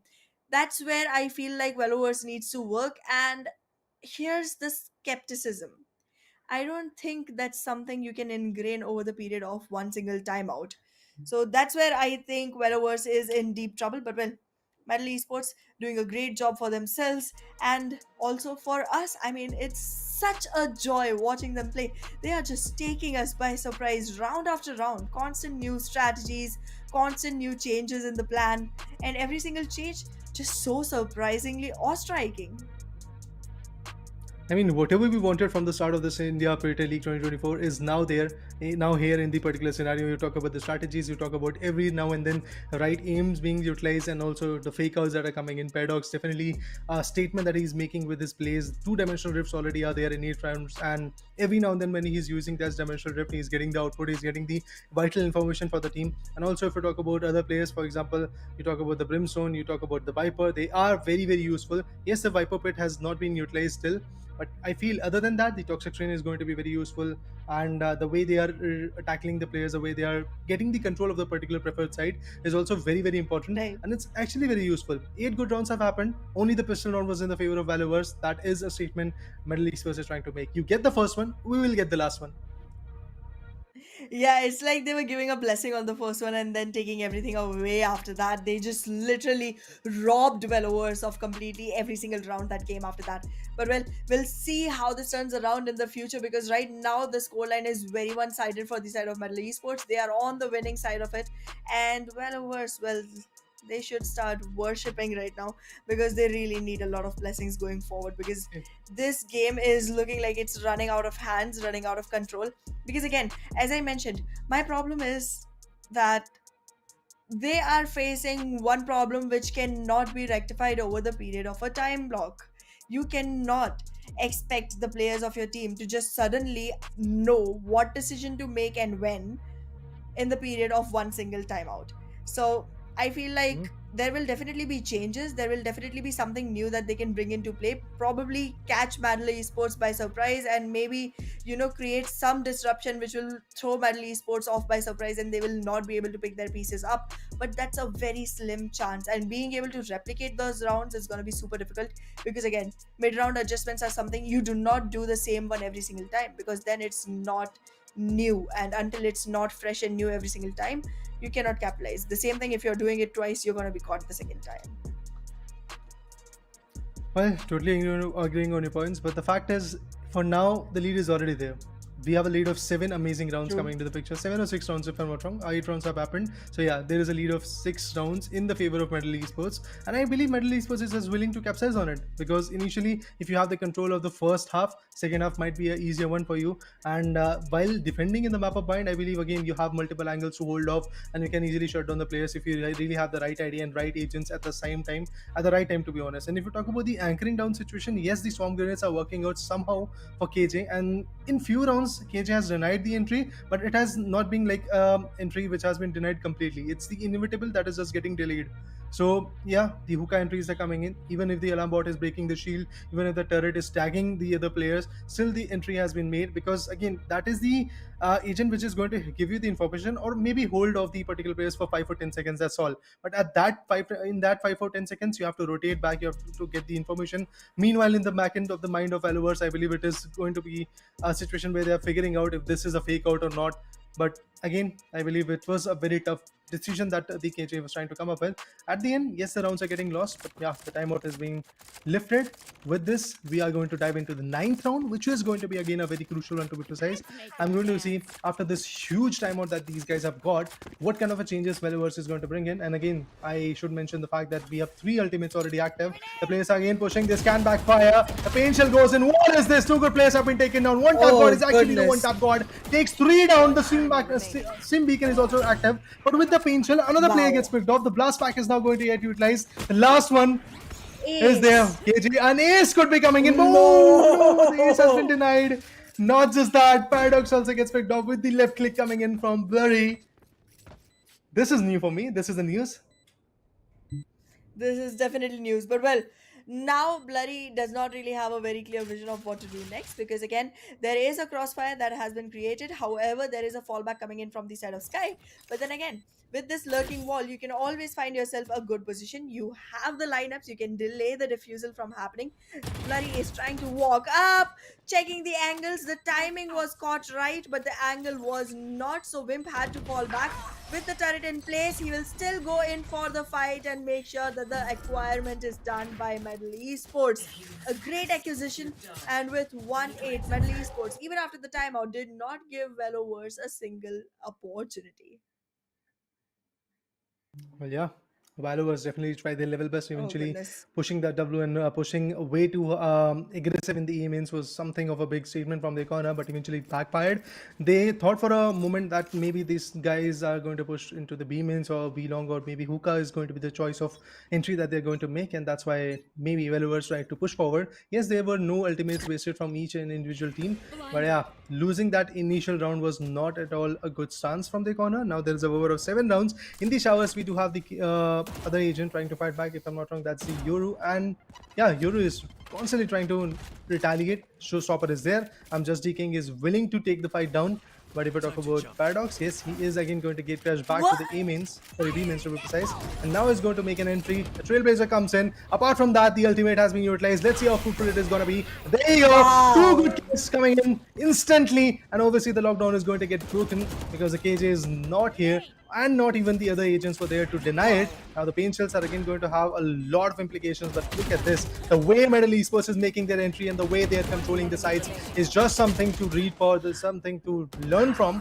Now Harbor becomes the last one, but gets instantly taken down by the Brimstone. Easy, as the name suggests, definitely Remember did to talk to each make other it look out like a there. very easy job. We communicate, we win. Absolutely. Well, one tap God. I am so surprised by the way this race is playing. I mean, yeah, we do expect race to be super amazing on this map, but this is completely otherworldly. This does not look like something that happens on Earth, not this Earth at least. But well, one tap God just made it look like another bread and butter of the day. Beautiful. Metal Esports is just rocking their boat right into the seas of victory. And with 1-9 scoreline, they have 2 more rounds to go. And I wouldn't be surprised if we end up with a 1-11. Oh, KJ. KJ in a big trouble due to the pain shell. Definitely the damage would have been there if I'm not wrong. Look at that. The hold is still looking good, but finally KJ manages to pack out another frag. With that, now the journey of Metal Esports is just looking way too uncomfortable. I would love to see how the game goes on from here. Blurry gets picked off. Apart from that, Sky is actually on the back end. Sky is also going to get picked off. I feel like that there is a possible scenario, and indeed it is. It's a 2v3 scenario. We have two more ultimates which are active. The Seekers are going to get utilized, which is going to give the information. But Reckoning comes in. But the players are already going to TP back to their preferable side, that is the A-bomb side. And now with the regrowth, definitely Brim is also going to enjoy. He's going to heal himself. He's going to be recovered when it comes to the HP stance. And with that, Brimstone might be able to fight back in an equally well formation. Yeah, Sky with the gliding lights finds another one. Player standing. Ooh, Rays from the back end finds a sweet spot to hit on. From the A-mains, gets the right job done. Pain shell comes in. The bomb has been planted, and now it's 26 SP is where Blackhawk is going to survive. The other guy is there with the 100% HP. This is going to be a tough one. But Showstopper being utilized still gets in. Blackhawk at the right moment manages to sweep in the frag. What a pick that was. Valoverse, everything could have been falling in their hands, but eventually they decided to let it go, and now it's Metal Esports who was able to capsize with a 2v4. Remember, guys, a 2v4 stance. This was so absurd, so bizarre. I mean, how? How can Metal Esports do this? This was supposed to be Valoverse's round. I even tried to put up the jinx there by making it sound like 11-1 is what's gonna happen. So now that might not, but well, Metal Esports just very on point with every single thing they're trying to do. KJ last time she did get the job done, but this time she knew this wouldn't be the same exact situation, so did not even try to contest hookah, and that was a mistake because now complete control of site already rolls in the favor of Metal, and I can bet 100% the Viper Spit is coming in. There you go. There you go, Anna. Viper Spit is here. The pain shell's coming in, but still through the smokes, we do see one Tap God doing the heavy lifting and getting some crucial picks. But eventually with the Spectre, the backfire is there. Now it's all race versus race. One Tap God is definitely beneficial. Gets a 4K or at least a 3K in this particular round as well. Oh, that was an ace! My bad. Was getting an ace. Ace coming in for Middle Esports in the 12th round before the end of the first half. They're like, no, we are here to win, but with a glory, we are going to win the last round in the first half. What a moment that was. Look at this. The initial pick onto the elbow angle. They got one. Through the smoke, another pick came in. And now the last two players were surviving. Eventually with the Spectre, Brim was able to take down opponent's Brim. And with that, medals to one tap god definitely had his own idea of how he's going to push. Through the smoke he went in. Painshell definitely made a marker, and then eventually with the Vandal, finished the job in a fashion and got a ace of his own.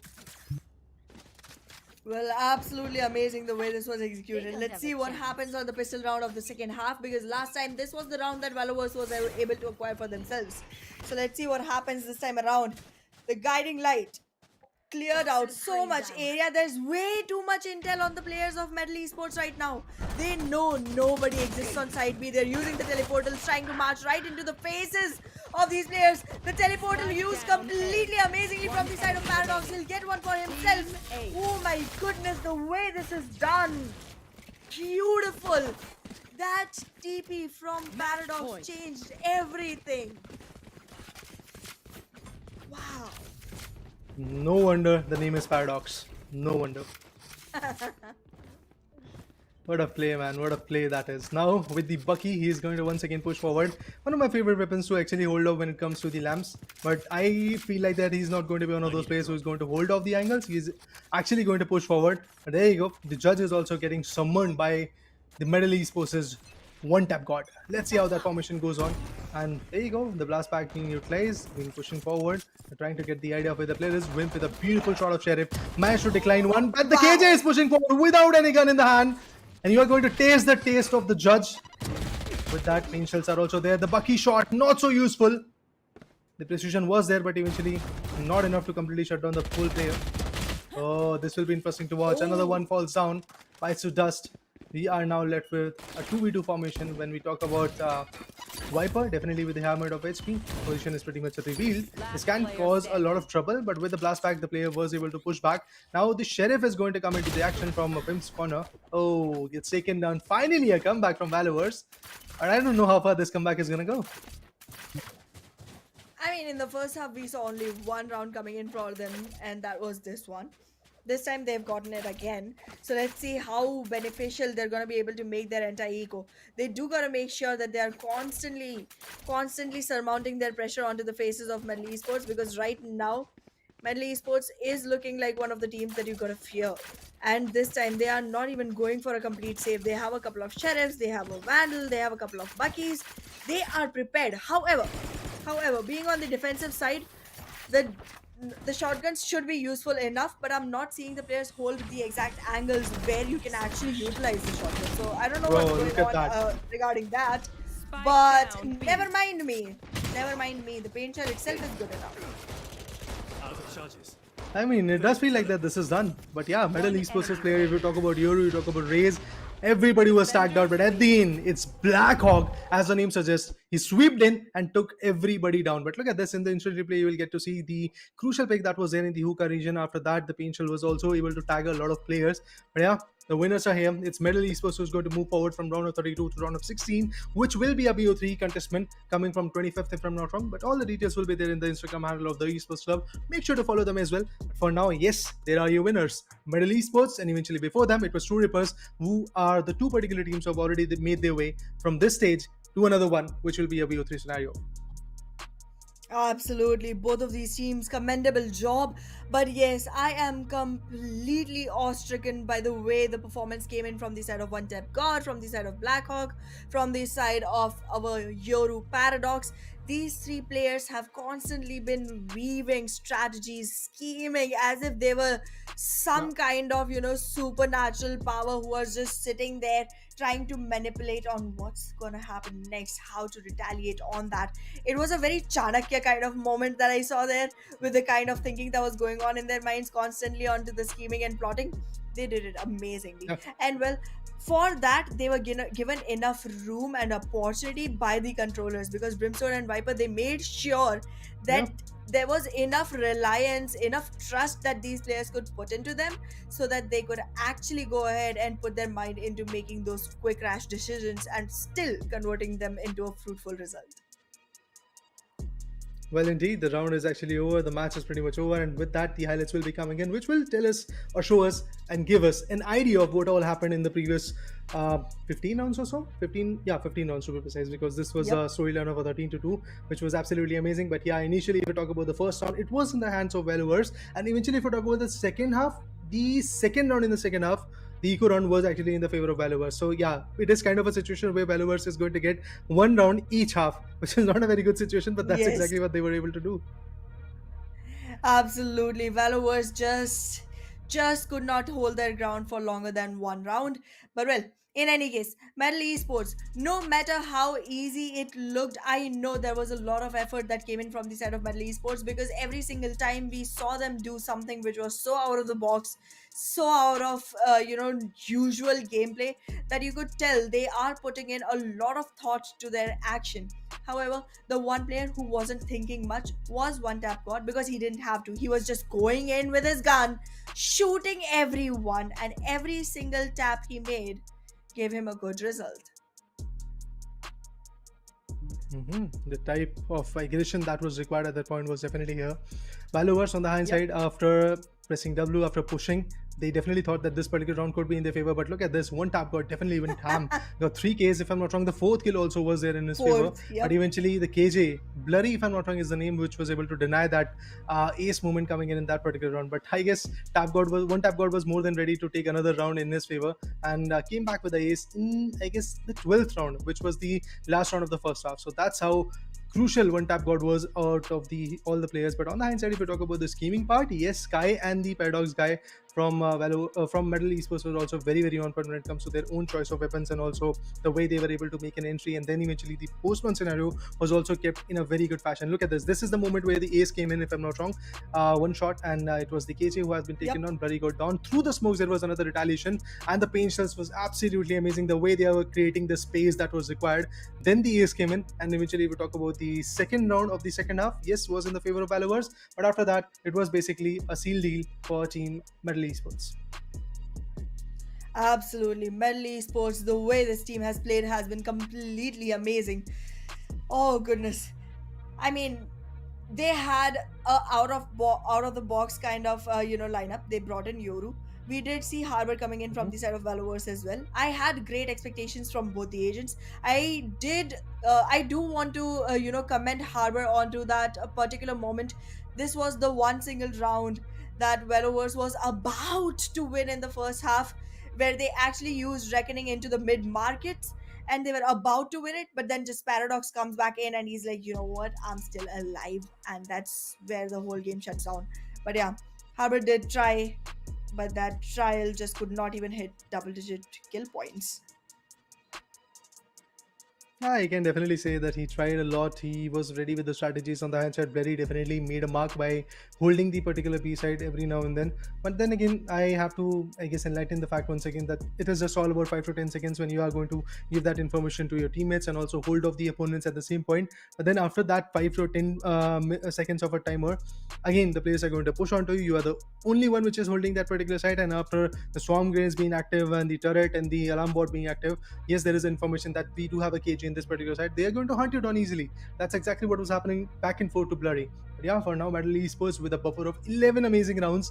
I was not at all expecting this kind of one-sided domination coming in today, because this is a round of 32. We have 32 top teams coming out of the 120 that has registered in this particular tournament. And in these 32 teams, the specific matches that we are watching on stream, Metal Esports and True Rippers, they are coming up with one-sided dominations. If I'm not wrong, the next few matchups are also going to be like that, because again, big names are there in those two particular remaining matches. But maybe a close squad cutthroat competition could be as well there. So I'm looking forward to that as well. Absolutely, we can definitely hope for that to happen, because this is constantly getting more and more pressurizing. Even sitting here on the caster's desk, we can actually feel the heat from this particular game. And well, Metal Esports, they have completely impressed me, and I'm looking for more and more from the next ones, because every single match, a new benchmark is being set up, and that benchmark needs to be crossed over by the next coming team. Well, for now, we are going to take a quick short break, and then we'll be back with the third matchup of the day. So stay tuned with us, guys, for now.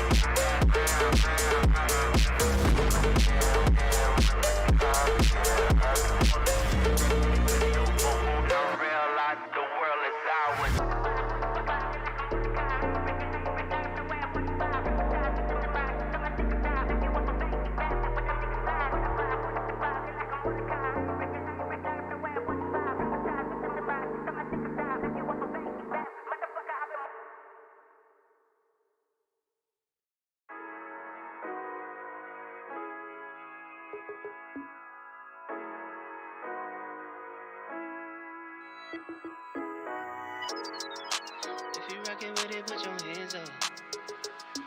This the anthem. If you get up and get it, put your hands up. This the anthem. If you rockin' with it, put your hands up. Yeah, this the anthem.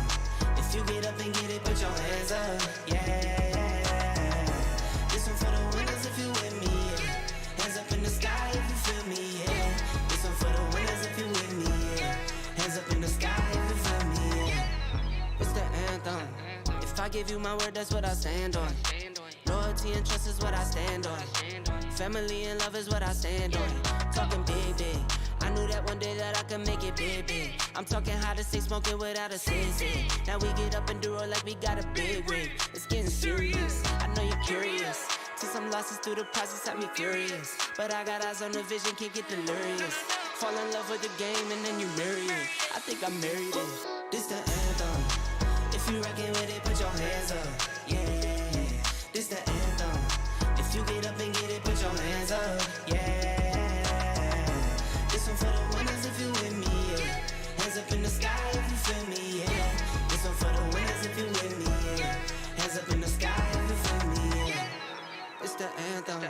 If I give you my word, that's what I stand on. Loyalty and trust is what I stand on. Family and love is what I stand on. If it's love, I got it tatted.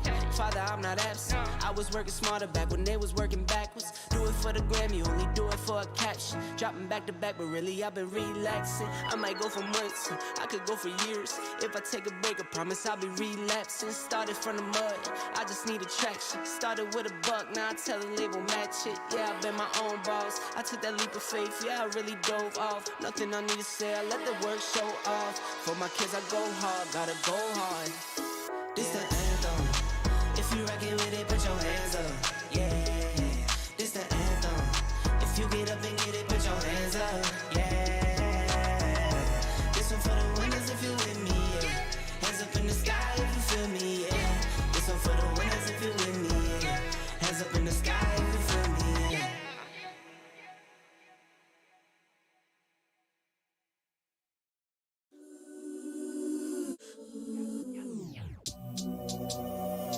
Dame la plata, plata. Cash, cash, cash. Get money, get money. It's bam, bam, bam. Hey, it's bam, bam. She wanna flick for the gram. Plus, her baby sabe who I am, so she wanna do it all on cam. Like, hold up, sabe how to hold a pull up. Soon as we done, I'ma roll up. Phone lines are better, I pull up. Papi te paga los biles, pero quiero todo lo tuyo. Prefieres hacerlo conmigo que siempre lo hacemos bien duro. I bought a Benz straight from the trap. I don't like paying no taxes. I don't need friends, solo una mami. Papi te enseño what racks is. Me and my chick, we got a chick. Yeah, we treat her like a pet. She keep it G, she keep it tranqui, but she be down with the set. Ay, me and my chick, we got a chick. Yeah, we treat her like a pet. Ay, EBK if you all in the way, you in the field with a vet. Ay, spam, bam, she wanna flick for the gram. Plus, her baby sabe who I am, so she wanna do it all on cam. Like, hold up, sabe how to hold a pull up. Soon as we done, I'ma roll up. Phone lines are better, I pull up. Hey, spam. bam, bam. She wanna flick for the gram. Plus, her baby sabe who I am, so she wanna do it all on cam. Like, hold up, sabe how to hold a pull up. Soon as we done, I'ma roll up. Phone lines are better, I pull up. Betty Mbappe, reach como Mbappe. I can never let her up stop me. In the backseat, I'm with your chick. I love it when she be on top me. Windows black, that's a fact. She don't even mind getting sloppy. Shooter outside, holding it down. Si le digo que hacer, he like copy. Ábrame la ventana para ventilar este humo. No way, Mr. Officer. Soy un trap star, so you know. Fumo, bebo, vendo. ¿Qué le digo? You know where I'ma send you. Spam, bam, she wanna flick for the gram. Plus, her baby sabe who I am, so she wanna do it all on cam. Like, hold up, sabe how to hold a pull up. Soon as we done, I'ma roll up. Phone lines are better, I pull up.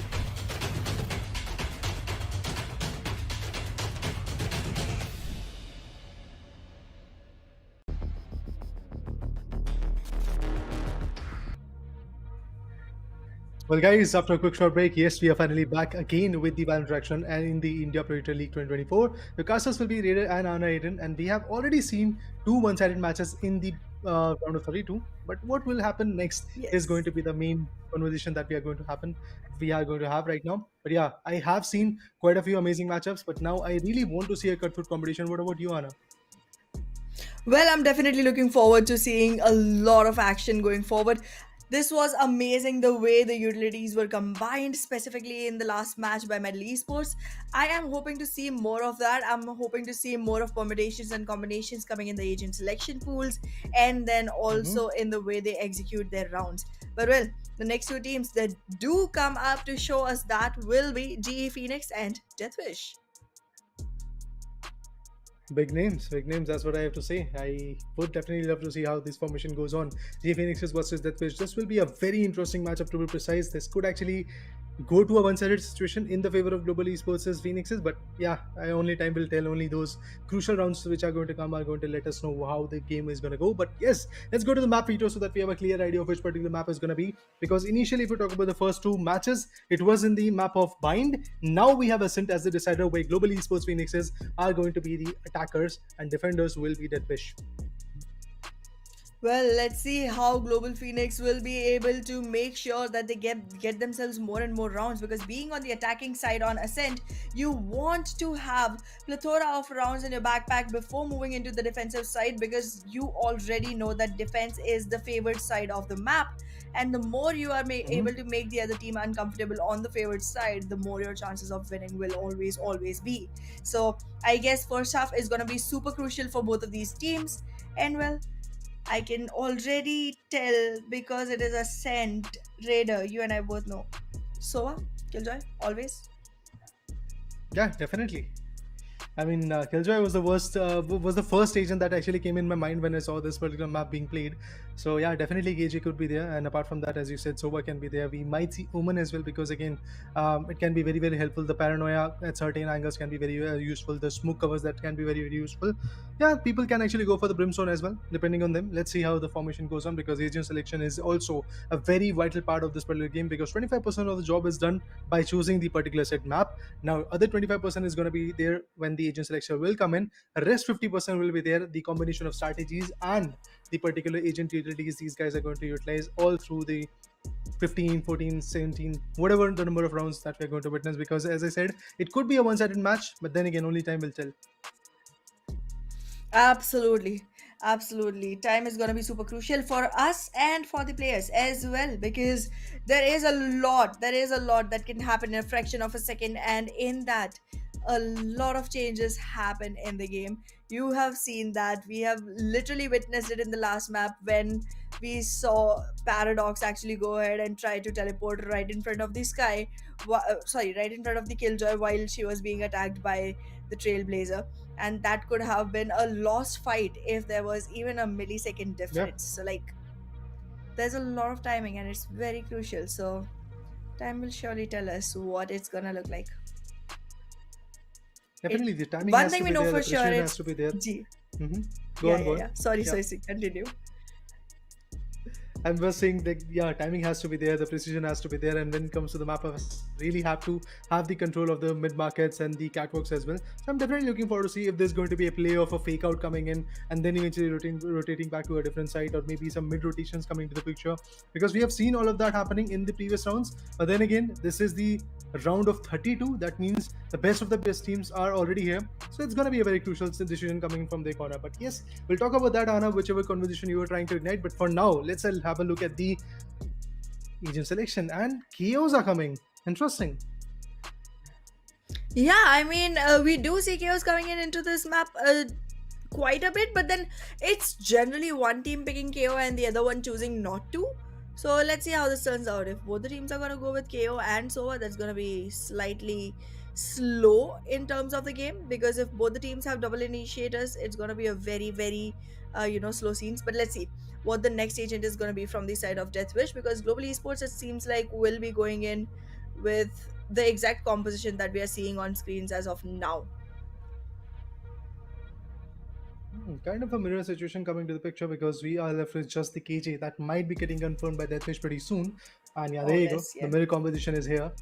Impressive enough because there is just the order difference that is there because KG is actually at the fourth place by blood, and eventually if you talk about Amy, she has gone for the KJ at the fifth position. But yes, all in all, I feel like that this mirror competition will be very crucial to watch out for. You have the KO, you have Choose your the agent. Sova, you have the Owen, you have the Jet as a duelist. Apart from that, when it comes to holding the particular side, anchoring it down, I believe Amy and on the hindsight, blood from Deathwish is also going to be very crucial because they've got their KJs. But I would love to see how these SOAs are going to work out because again, that information has to be very precise. It is going to be very vital, and when you have KO as well, obviously the part of information is going to be fulfilled by that agent as well. Exactly. Ascent is one of the most defaulty maps out there on the whole, Yeah. roster of Valorant. And well, seeing that both the teams have literally stuck to the same exact composition does go ahead and make it a even more prominent statement because again, the more default the gameplays are, the easier it is to find out how to actually fight it back. So there is a lot of calculative and pre-decided movement that will happen here. I'm expecting lesser of on the fly thinkings that can happen on Ascent, considering that both the teams are looking Yeah. like they're going to go with the default, runs. But let's see what changes they can make on Ascent. Even after this is such a defaulty map, we did see something completely new happen during lock-in. The freeze call started happening Mhm. from the side of Boaster, and right at the mid market, he would just go ahead and freeze out the whole team while on the attacking side, forcing the defenders to actually get restless and start using their utilities and then push in towards the switch, making the defenders so haywire that they could not retake. So let's see this time GE Phoenix is going to start on the attacking side towards site A, and this is going to be a split push towards trees as well as main. Spike Oh, Oh down no. A. I mean, Amy was able to get the retaliation done, but eventually, if you see Omen and Jet, both of them have been taken down. The swap grenade goes in. This might actually implicate some good damages. KO is already holding beyond the boxes. I would love to see how that implication goes on with the Ghost. Kappa definitely wants to find output, and indeed he does. Indeed he does with a beautiful ting shot through the box. He manages to take the player down, but unfortunately, the retaliation, the trade will be coming in with the Sheriff. Another one gets confirmed. It's all last guy. Sova will be the one which is surviving. Spike has yet to be planted. We talked about the shock darts. Yes, they are coming in, but from the top, we have the Jet peeking in. Jet gets taken down. It's all about the Sova. Let's see how fruitful he can be. Indeed, the picks are looking good. The damage is there, and with that, Aviator finally confirms the last guy named Kiri. And with that, G Phoenix has lost the first attacking round that they had. And obviously, losing this particular round is going to make some serious dent in the second round because that will be a very interesting and a very moment changing round to be precise. But this shot by Kappa was absolutely amazing. Absolutely, absolutely. Let's see how this turns around because right now, GE Phoenix, even though they started good, haven't been able to get themselves the first round that they needed. But now they are going to have their redemption turn during the third round. Second round is going to be slightly difficult considering the weaponry changes. And well, as of now, it seems like it might very well even be a B hit, and that's going to be much more helpful, because there's no smokes or flashes or anything available for the attacking side, for the defending side towards side B. It's going to be interesting to watch how that strategy unfolds. But for now, short break is here. But yeah, apart from that, when it comes to the plays that were there from DeathWish, it was good. Quick rotations were coming in, and eventually there was no fake out. There was no fake scenario. Obviously, that was a pistol round, so there is not a lot of possibility of a fake out coming into the picture. That's why DeathWish was also very adamant on the information that yes, GE Phoenixes is going to hit the A side. They rotated, they withheld the corners. You talk about the trees being held, and eventually if you talk about the angles of boxes, you talk about the generator being held. It was very on point, and through that, yeah, definitely G Phoenixes were able to make an entry, but then eventually planting the spike and withholding the side was something out of the equation. But now moving forward, it will be very interesting to watch out how Deathwish is also going to perform in the next few rounds, because it's really important to at least take 3 or 4 rounds in your favor, because that can help you a lot when it comes to containing that particular formation and also maintaining that pressure onto the opponent's perspective as well.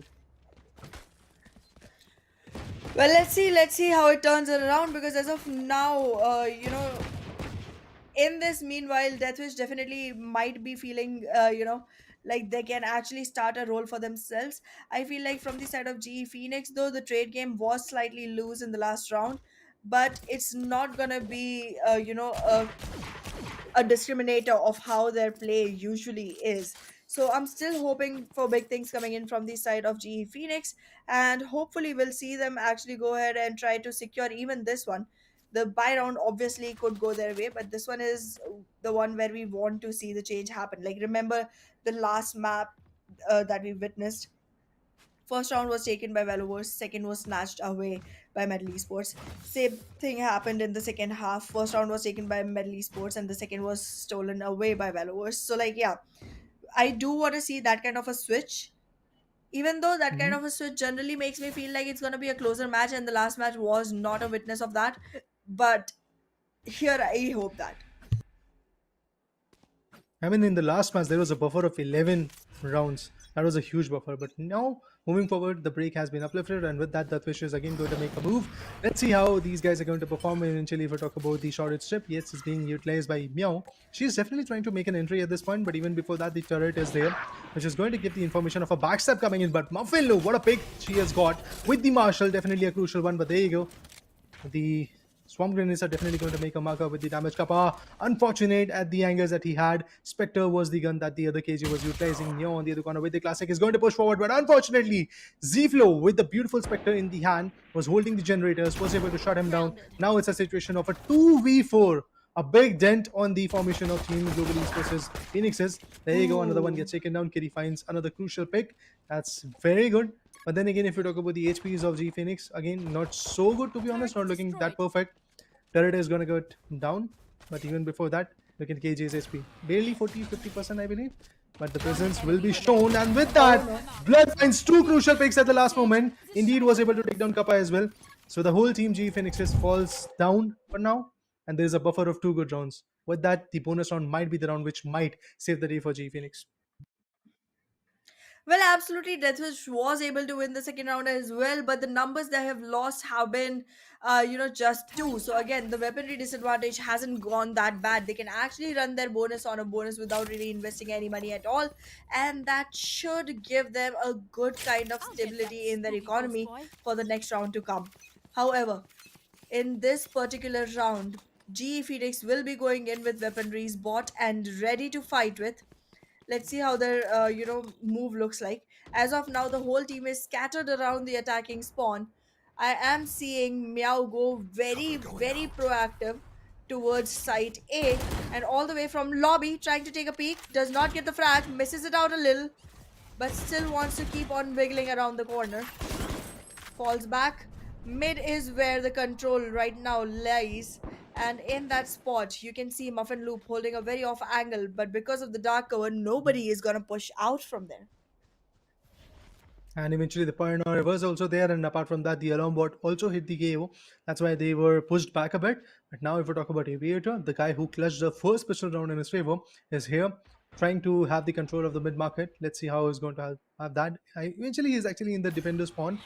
Good enough, but if we talk about Blood, King the KJ definitely wants to make the dent. But there you go, the players are pushing rapidly in the B side, and with that the control could be there. The Storm Grenade is obviously going to push back a bit. Oh, Blood with a crucial pick on Amy takes down the mirror agent. Now we're talking about some more crucial picks. Let's see how this 4v5 scenario is going to turn out. Another one gets taken down. Kappa once again is out of the equation. Now we are left with a 3v4 scenario. If I talk about GM Phoenixes, well, the bomb is going to get planted.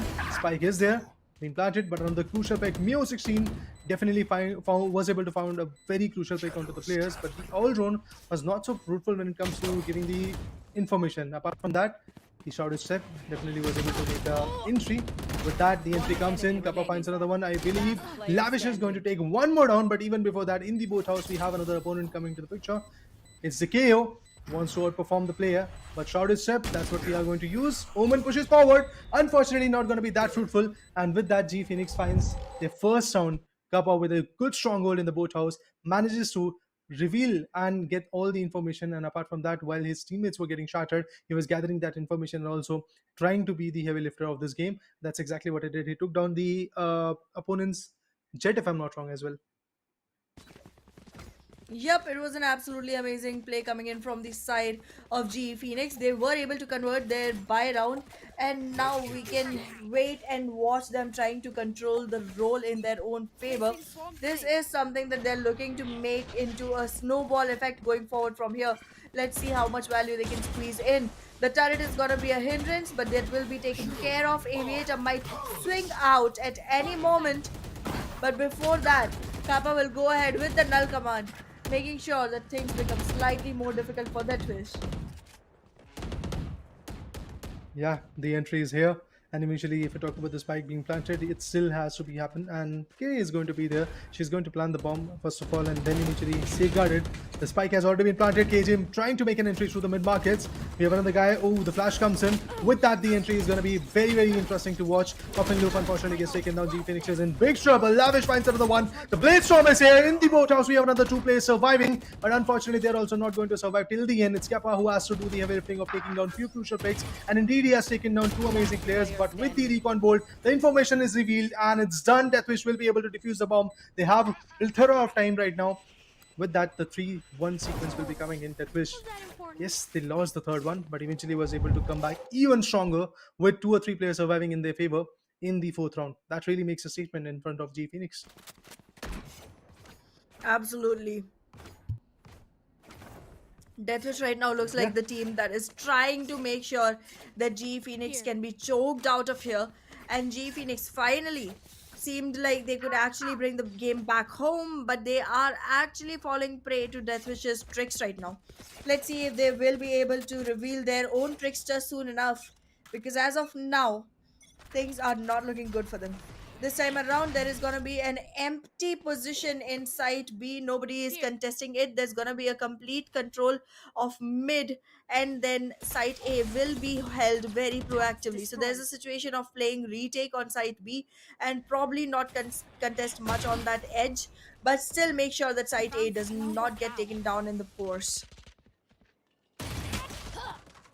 Well, due to the alarm bot, the information was revealed that Kiri is holding that angle, but with the ghost, Kiri was able to take down Blood, and now with the shorter step, the angles will be changed by DeathWish. This will be very interesting to watch. Have got the from the shadow as well, but eventually Jet will peek in. Muffin Loop with a crucial sheriff pick. Now the human is out of equation. That means no more smokes for Team DeathWish, no more hindrance when it comes to a street up walk into the game. Apart from that, Jet is there, Sova is there, but look at that. Jet pretty much focused onto a different angle, gets taken down, and now from the shadow will be utilized. Maybe the players are going to push back and get the information. Yes, indeed, that's what the case was. The human tried to have the information so that he has a clear perspective of where the play could be, but eventually the last one also gets spotted. Now he's going to rotate and maybe eventually trying to get the job done, but Kappa, I thought he will take him down, but no, that's not the case. Muffin Loop will be the last one. This will be an interesting war. With the dash, Muffin Loop comes in, and if I'm not wrong, this was a 3K round for Muffin Loop. Well, Yeah. GE Phoenix finally looking like they can actually capitalize on their numbers and turn things around. Kappa again, as you mentioned, did go in for a very sneaky frag out there. The timing was just right, and it went really unaware from the side of the opponent KO. DeathWish right now do want to make sure that they have constant pressure that they can keep on GE Phoenix. They want to have more and more rounds for themselves, and as a result of that, we can see their timeout coming in. Even though they are on a lead right now, they want to make sure that they do not let GE Phoenix get in their way at all.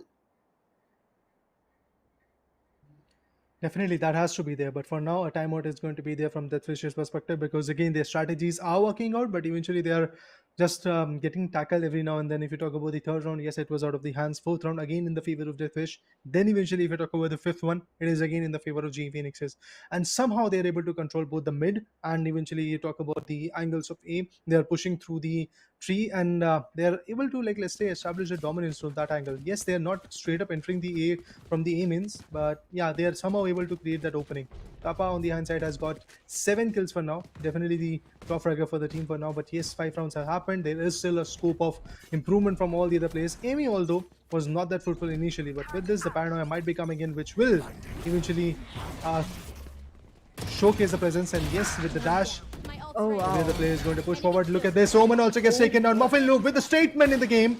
This is the moment where Team G Phoenix can easily come back in the game and easily come up with an equalizing. The KJ also pushes forward, has got the Sheriff, if I'm not wrong. But, ooh, with the Sheriff, Blood definitely finds an output. That's impressive, but Amy retaliates. This was the second kill for Amy, I believe. But now it all falls down to the Sova and the Jet that are remaining from the opponent's perspective. Look at the Marsha being already prepped up. Owl Drone goes in. Maybe it is going to give the information. That's exactly what happened. Recon Bulge reveals the positioning of Lavish, but nobody is going to push onto him. Apart from that, if you talk about Sova pushing forward with the Sheriff, Aviator is the name. He was able to clutch out the first round. Will he be able to do it again is the bigger question, guys.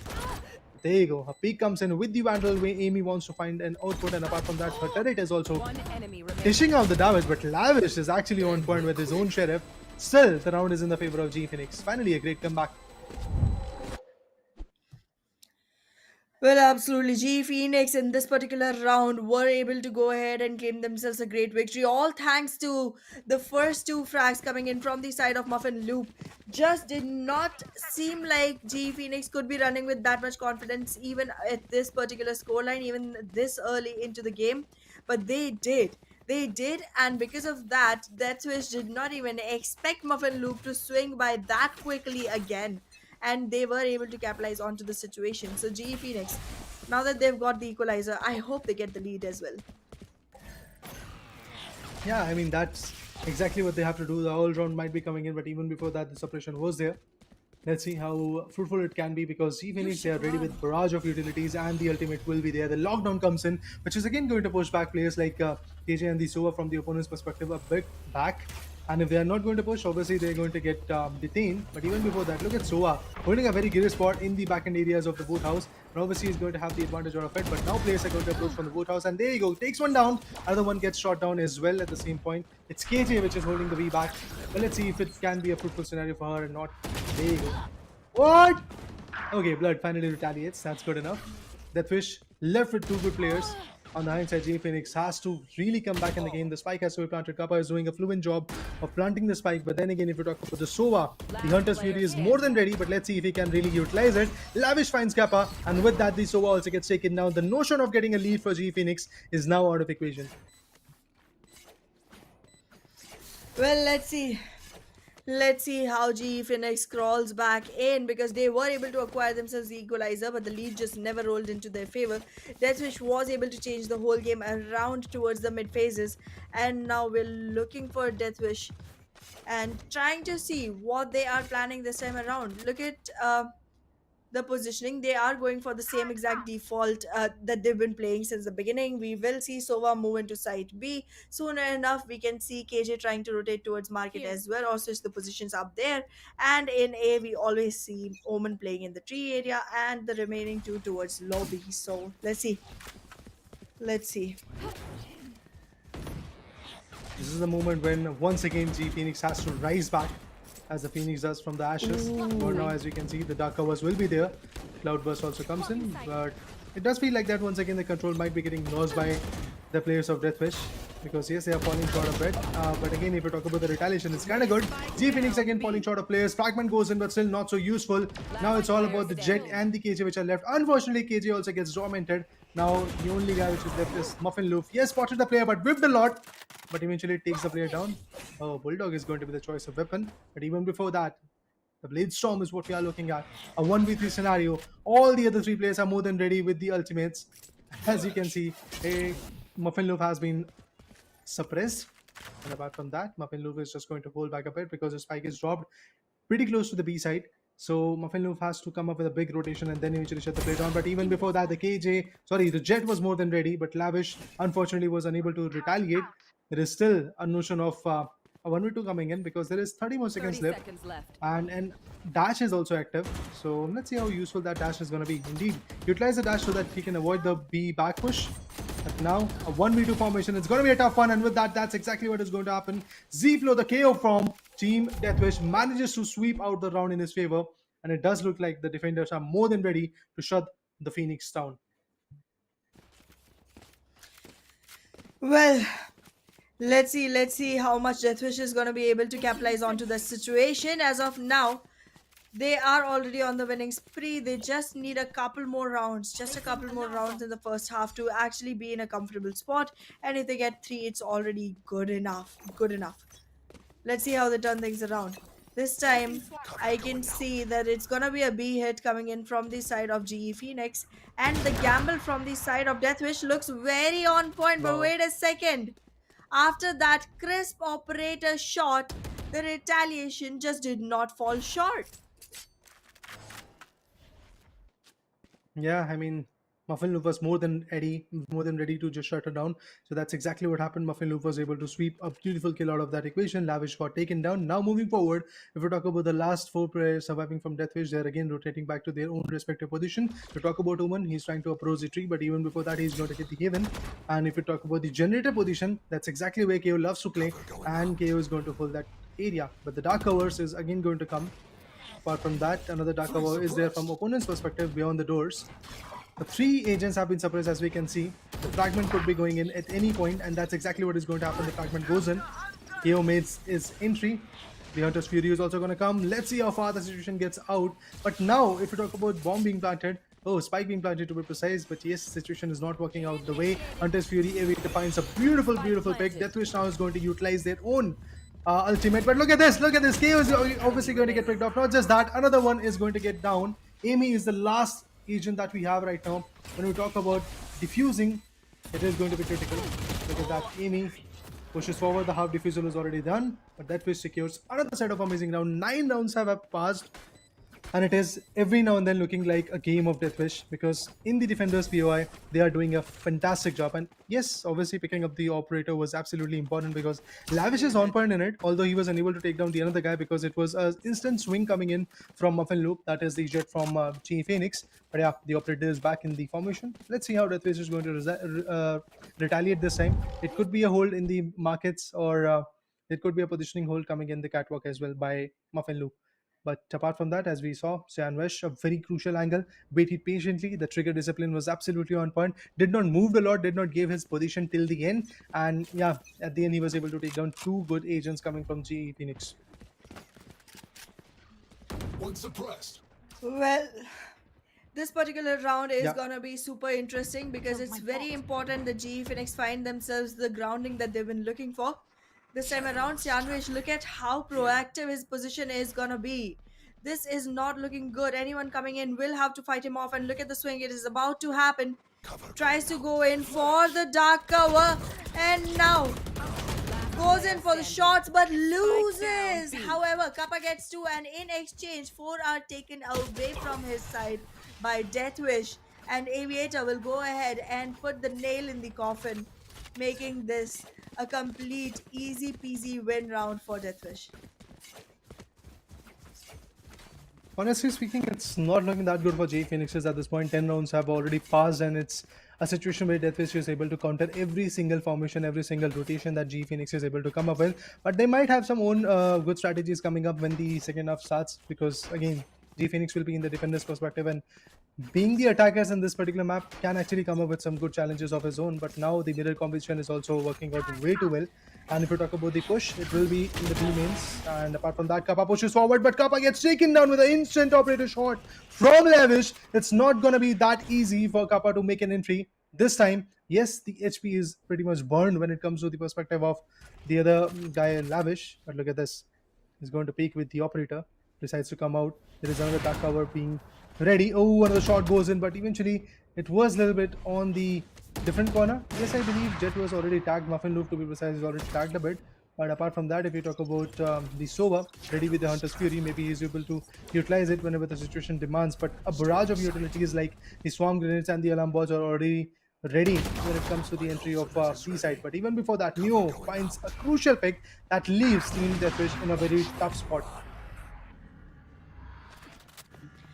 Well, so it is, so it is. For Team Deathwish, finally things are turning around and they are not looking like the one on the winning side of this. However, there is Hunter's Fury from the side of G Phoenix. If things go to the worst, they will be able to retaliate. But Sandwich, a 30 seconds left. completely sneaky player, relocates with that positioning and now has complete control. 3v3 the scenario is, but the post plant positions on the players of GE Phoenix are good enough. Meow finds and picks Sandwich, and now it's just a matter of numbers. Yeah. 2v3 is what we are looking at. One DeathWish is going to be in a enemy big trouble right now. It does feel like that. The challenges will be rising. And there you go with the Vandal shots. Muffin Loop finally shuts the player of DeathWish down. 11th round in the favor of Team GE Phoenix. And this is the sign that we really wanted to see. But Kappa on the other side, look at this operator shot coming from Lavish. It was absolutely amazing. But then again, if you talk about Mew, yeah, the angles that she was controlling was absolutely amazing. And after that, the from the shadow ability that was used, the ultimate that was utilized, also gave them the upper hand when it comes to controlling the A side. They were able to get all the information and then eventually utilize it to call off their teammates from the B side to the A1. And yes, the bomb was planted, the spike was planted, and then it was pretty easy for them to hold it off because the doors were blocked. And if you talk about the upper angle being utilized, it was already there in their favor of Mu 16K. So everything looking good moving forward. If you talk about the Jet, pushes forward with the Blade Storm. Let's see how fruitful this ultimate can be when it comes to the respect of G Phoenix, because they are ready with other two ultimates as well. On the same side, if you talk about DeathWish as well, they're also ready with their own Blade Storm. Well, let's see how these ultimates get utilized. As of now, I'm already seeing both the Blade Songs being online, as you mentioned already. But look at that! The defenders have literally marched right into the spawn area, and now DeathWish is making G Phoenix wish they were dead. Because this right now here is the position, is the time where they can already feel how grave their situation is, how dire their situation is. Last player This standing. is gonna be so hard to fight off. Third from the side of Aviator, Kiri retaliates but then gets taken down by Blood. First half is already done, and it is Team DeathWish which is making their lead with a big margin. I mean, they've already got 4 big rounds in their favor when we compare them to G Phoenix's. So it's going to be a very big statement. I would love to see how G Phoenix is going to hold up their own respective sides, because yeah, you have KJ. Alarm bot is going to be in the mid areas, in the mid markets. On the hindsight, you have the control of B entry, B main to be precise, with the storm grenades being utilized. Apart from that, when it comes to the information being relayed, you have KO, you have Sova, which can be utilized in the A mins and the B mins, and that's exactly what is happening. But then I really have to see how G Phoenix is going to hold off their particular sides, because that's exactly where Team DeathWish is very, very on point. Well, let's see how this turns out, because as of now, it's literally a 4-round difference between GE Phoenix and DeathWish. Team DeathWish already looks like they're doing good on their side, and now being on the attacking side, they might even be able to control the pace of the game. Let's see how it turns around. Double initiator, definitely not gonna be one which is a quick execution agent composition. So they are gonna hold back a little, play quietly, play calmly. But then again, considering the way they played on their defensive rounds, I might be completely wrong. They might just decide to not use any abilities and just enter and shoot. You can't catch us. Let's see how it all happens, because now the timer is running out, and with that, the first particular pistol round is going to start in the second half. Now, DeathWish is going to become the attacker. That's where Global Esports' Phoenix were not so fruitful, to be honest. Muffin Loop is moving from the defender spawn towards the mid area, and if that comes in, the information will be relayed. It will be very interesting to watch out, and that's exactly what is happening. The Sova's recon bolt was absolutely on point and was able to reveal 2 players rotating from the mid catwalks, but Jet is going to hold off that side. That is the Muffin Loop, if I'm not wrong. Meow 16 key, the positioning has been revealed. Let's see if Aviator and Sandwich can actually break this hold that they've got in the A side. But the players are actually rotating back to the B. As we can see, we have the KO, Jet and the KJ already rotating back. As an attacker, they definitely have the idea that they can go ahead and push back to plant the spike, and Omen is the one who has got the control of the spike, but he is going to push back a bit. Omen can smoke up the sides from a far angle, and also he can help out in creating that fake scenario, and that's exactly what is happening. But look at this, Omen pushing forward to get more. Amy finds a crucial pick. That means Team G Phoenix is still trying to fight back in the game. Fragment goes in by KO. Z-Flow has an opportunity to establish that control on the hindsight. Opponent's Jet is going to break the mid doors. With that, the entry will be coming in. Let's see how this is going to be useful scenario for them because the bomb is now about to get planted. The spike is now going to get planted. Recon bolt could be there. Oh, was a shock bolt. Nobody got connected with it, but still, a notion of getting pushed back is going to be there. Right here. Apart from that, if we talk about Oman, look at him rotating from a far angle. Kappa finds another crucial one. Blood gets taken down. Dash comes in. Another one goes down. And his teammates are looking very precise. A flawless round will be there for Global Esports Phoenix. This is one way to show your presence while being the defenders, while losing that many rounds. Now finally the comeback would be there from G Phoenix, because remember, if they've got the pistol round, there is a high possibility that they're going to back out and get another set of 2 more rounds, maybe possibly. But yeah, the next round can be very crucial. Absolutely. Closing down the lead is going to be the first goal for the side of GE Phoenix, and they are trying to do that. Entering into the second half, getting the first pistol round is obviously going to be a good start, but then making sure that the entire eco falls in your favor is going to be a necessity at this point of time for GE Phoenix. Once that is done, the lead is going to shorten down to just 2 rounds, and that is going to be pretty doable. I don't think it's going to be very difficult for GE Phoenix going forward if they get one more round. 8 to 6 could be the storyline after this particular round, but apart from that, 9 to 5 could be another storyline that we are going to check out. But look at this, K holding a very interesting angle with the judge in the hand. Kappa waiting patiently for his own angle to come in. Jet, Lavish, he has to push forward. This will be very interesting to watch, and indeed the peak will be there. But even before that, a beautiful shot coming from Kappa will be able to shut him down. Another opportunity getting delivered for G Phoenix. Let's see if they can really capsize on it, and indeed they are doing it. What a shot that was from Kappa's perspective. Muffin Loop also with the Guardian gets one frag. Now it's a 2v3, 2v5 scenario, and the other 2 players that are remaining from DeathWish are going to push forward back and forth towards the B side. It's going to be a very tough decision for them to play with, because look at Omen sitting beyond the cubby area. It's going to be a tough one for him to rotate, and maybe with some utils he can change some places. I believe the short is if it is there, he can utilize it. But no, all the utilities are already dried up, and there you go, the spike might be getting dropped pretty soon. But even before that, Kappa gets shot down. Amy retaliates and shakes down Blood. With that, 8 to 6 is the storyline. That means the lead that was there from DeathWish's perspective while they were defending is now getting countered in every single round. But the bonus round is still here. So maybe in the next round, when the 13th, 14th, 15th round, I believe, is going to start, maybe then the things will be starting to change. Well, we'll see how much change happens, because as of now, the scoreline is closing in from the side of GE Phoenix, and that has scared DeathWish to the point that they were forced to take their time out. Now that the timeout has come in, there will be adaptabilities that we can say happening from the side of DeathWish. And once that comes in, it's going to take another couple of rounds for GE Phoenix to actually understand how to beat the new strat. They are taking their sweet time, but then they are realizing it quick enough to actually go ahead and get a couple of rounds, but then not enough to actually find themselves in an equalizer. So let's see if the next 2 rounds are still going to favor GE Phoenix, or if they are going to let the lead be surmounted further. Will be very interesting to watch after this timeout if there is some sudden changes in the strategies or not. On the hindsight, if we talk about G Phoenix, now they must be feeling comfortable after winning the first 2 rounds, because that lead of 4 amazing rounds is now totally done and dusted. Players are again approaching the B side. This will be very interesting to watch how the plays goes on. Another one is trying to fake around, and that will be the KJ. Again, let's see how KJ is going to be the useful agent at this point while pushing down some different angles. But if we talk about the paranoia being utilized, it can actually hold off and get the heavy lifting in the whole B main area, and that's exactly what we are looking at. The players are still patiently waiting, and even if the knife was there, but still no information was there. But Blood finds 2. Cup and Muffin Loaf has been taken down. This was the moment why the timeout was taken down, and with that, Lavish also makes an entry. But through that, a one-way smoke, no, not a one-way smoke is there, but still the smoke looks very good.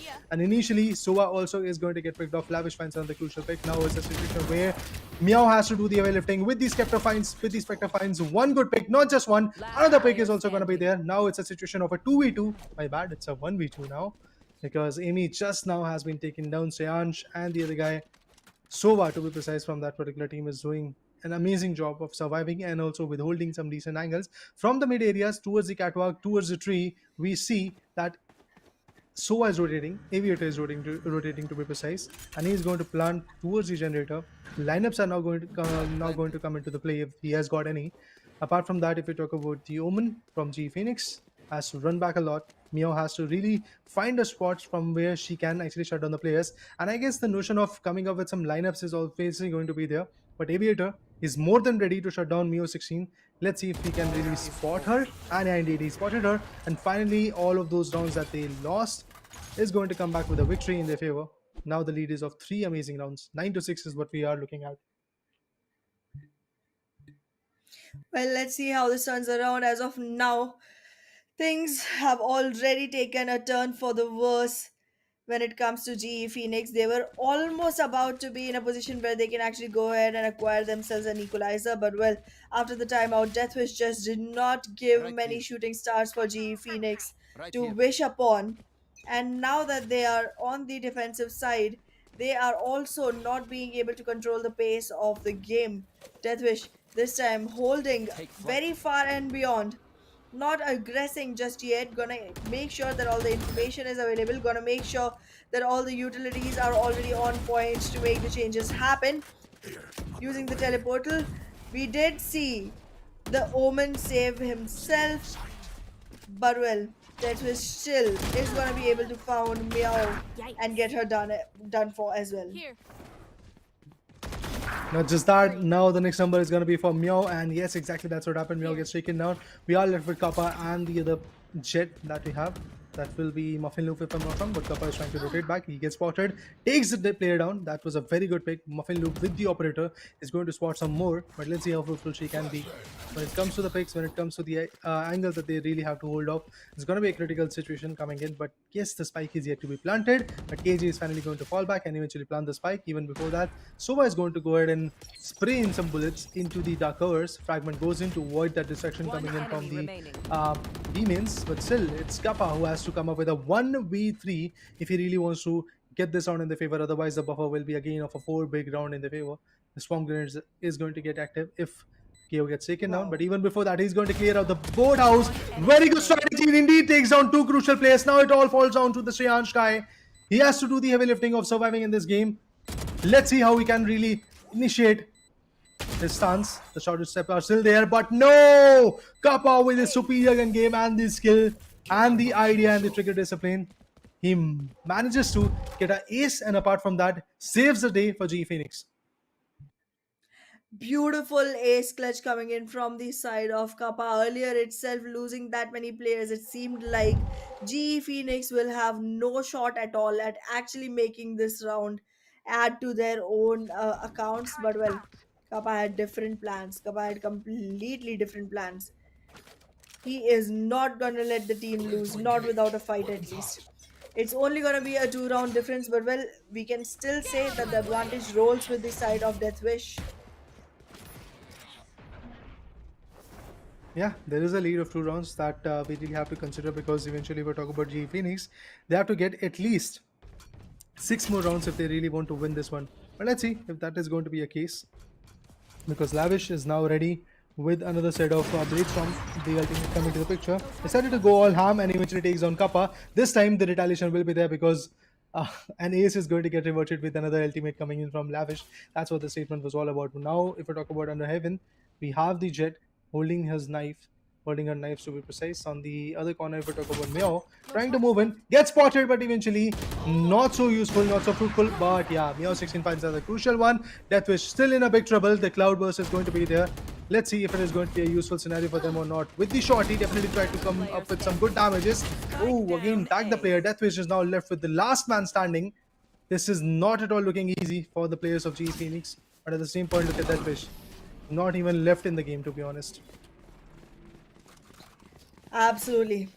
Absolutely. GE Phoenix just going on finding their footing one after the other. 8th round for the team, and in total we have already crossed over 17 rounds. So let's see how this one will unfold as we walk into the next one, because either it will be an equalizer or we will see DeathWish go ahead and hit their double digit marker. So let's see what will happen first and what will happen at all to begin with. We can already see that there's been slight bit of change from the side of DeathWish. They are gonna let Omen hold on to side A completely alone, but in the meanwhile, talking about sorry That was G Phoenix's, arrangement. Yeah, DeathWish is currently trying to go into site A with 3 players, exactly. while a couple will be trying to make sure that there isn't, complete clarity of where the players are by using their abilities. However, I don't think this drone is gonna attract much attention. It's only gonna be KJ for now. Well, the players are once again approaching the A means. Let's see if it is going to be a useful stance coming in. If we talk about the triangle, we have Kappa holding it, and Omen was about to get spotted, I feel. But Omen has again got the control of that idea, and he's going to push back a bit. He's going to hold some decent angles. And Wish, again, he's about to take the play down, but even before that, he has to peek in. He has to get the right idea. Oh, there you go. Spotted the player. Kappa retaliated and takes him down. With that, again, the advantage that Wish had is now going to get lost. And if you talk about the lockdown being utilized, yet indeed that is going to be the case. Another player push forward. KJ gets taken down. With that, situation is not at all looking easy for DeathWish. Once again, it does feel like that equalizer will be coming in. Ooh, the operative shots on Muffin Loop. Not going to be that easy. I mean, Muffin Loop is actually quite precise with her op. There you go. Shot goes in. Z-Flow finds Muffin Loop. Amy retaliates and takes down Z-Flow. Now it's all about the... So, oh, even though he was blinded, he still retaliated. He still shuts the player down. But at the end, Omen retaliates. Meow 16K definitely was able to get a crucial round for the team. And this is going to, in turn, bring in the equalizer. 18 rounds have happened. They still don't even know which particular team is the superior one, because back and forth, it's Global Esports Phoenix, which is trying to bounce back on the hindsight. DeathWish is actually in a big trouble because they had a buffer of 4 rounds and now they have 0 rounds when it comes to the buffer. Well, even after that huge of a lead from the side of DeathWish, the way they have crumbled, the way the earth has moved from beneath their feet is just very heartbreaking. This time around, however, DeathWish is gonna try for a 5-man hit all towards site A. This might be a fast hit coming in. However, they should wait a little bit, just a little bit before making that hit, because the suppression will come in, and it does. Make sure that all the information is relayed on to how many players might be making that move. And regarding that, Meow 16 just goes ahead, makes sure that there isn't much concealment that can be provided to DeathWish once they actually get the site and plant. Let's see how this approach is going to be a fruitful one, because again, as you said, DeathWish's HP is not looking that easy. You have from the shadow, you have got the Hunter's Fury, but on the hindsight, we have the lockdown, we have the null command coming to picture. Apart from that, we have the from the shadow as well. So it's going to be a tough battle for DeathWish to really make an entry and then eventually make a move to get the spike planted and then play for the post-ban scenario. So let's see how crucial this stance can be, and eventually faking it and pushing back to the B side can again going to be a attempt which can go futile. But even before that, the peak will be there. Lavish is going to peak. Hunter's Fury comes into picture. This is the moment when they're going to bounce back, and indeed Meow gets taken down. The agent which was able to clutch out the previous round is now out of the equation. Apart from that, the sheriffs are not looking that easy. Even Kappa gets picked off. It's all about DeathWish. Okay, he's going to pick the Vandal, but he's approaching from the exact angle where Kiri was waiting patiently, and Kiri took him down to be precise, and she is going to definitely stabilize the core of our KO, that is Kappa, the top fragger from G Phoenix. Well, G Phoenix already on a roll. Finally, they have a lead. We did not see G Phoenix being on the lead all through this match. They finally got that opportunity. Now I hope they are able to maintain this run for next 3 rounds as well. Deathwish, however, would want to snatch away this lead as quickly as possible, because after having maintained such a big gap from the beginning, they would definitely not want to see it go away. At least not without a fight onto the overtime. This time around, though, it's gonna be a while before we see these teams actually go ahead into the battlefield. And in that while, I feel like we might be seeing another full stack push. But then again, because the timer is kind of paused, you never know. They might change their mind. Yeah, I mean, at this point, it's just running in the mind, why are we not succeeding? Because if you remember, DeathWish had 8 rounds initially in the first half while they were defending. And now what's the storyline? That they have secured just a single round, and that too the bonus round that came in after losing 2 initial rounds. Team DeathWish was able to make a mark, and then if you talk about the next few rounds, it's every now and then G Phoenix who are controlling the sides, who are coming up with some decent post-ban scenarios in their favor, and they're not even letting the other guys to actually make an entry. That's the best part. because we had seen in the round of 118, round of 128, where the players were giving an opportunity for the opponents to come into the side. Then they were playing for the post-ban scenario or maybe for the post-entry scenario. But at this point, if you talk about G Phoenix, they're not even letting the other team enter the particular side because they do know once they enter, they can really have the control, they can really have the idea of how they have to shut down. But apart from that, even in the previous round, if you remember in the 19th round, DeathWish was trying to control the scenario while planting the spike, but eventually they got taken down, and that entry was not so fruitful for them. The timer is now getting clicked with that G Phoenix, and Muffin Loop, to be precise, is going to be more than ready. Look at this, look at this. That op shot can be very crucial. We have to see, and there you go. The op shot comes in. It's Blood who has been taken down. The bloodshed is already there.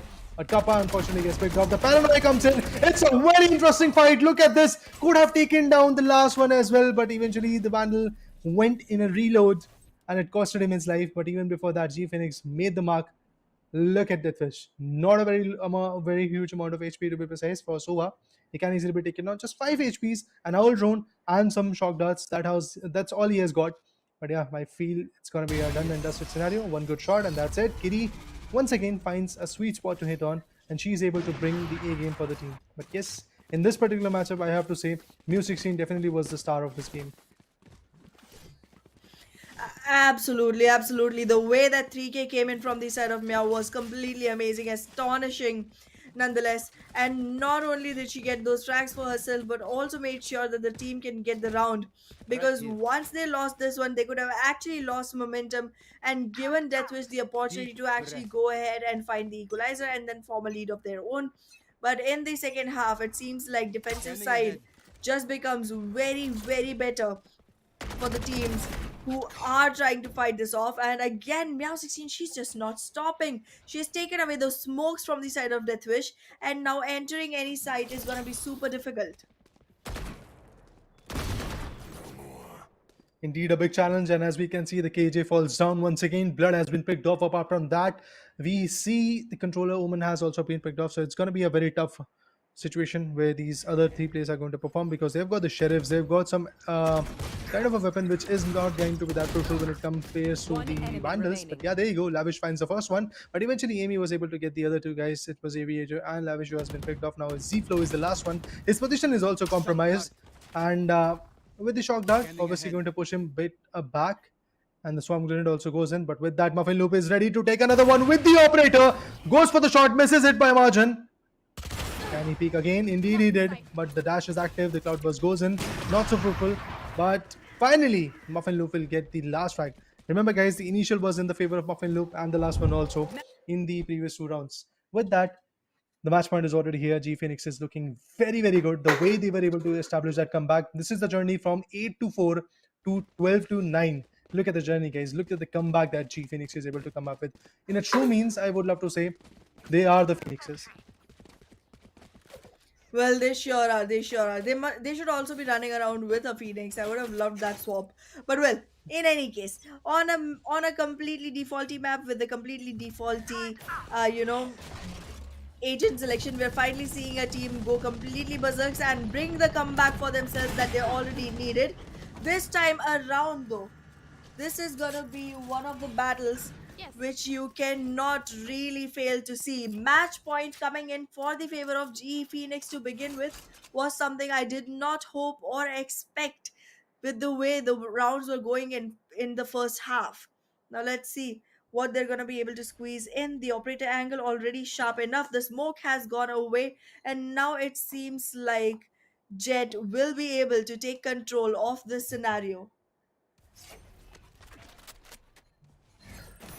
The game is looking very, very interesting for now, because if we talk about DeathWish, they had the initial control, but for now, the null command will be coming in from DeathWish. The attackers are trying to push forward, but they are still getting countered. DeathWish, Blood takes 2 major frags. It's Meow and Kappa, both of them has been picked off. The top fragger and the crucial vital fragger of the team. G Phoenix is now out of the equation. This could be a situation of an overtime if the consistency is there between these giants, but the Hunter's Fury is also here. As we can see, the operator will be getting summoned. Unfortunately, Muffin Loop not so fruitful with this.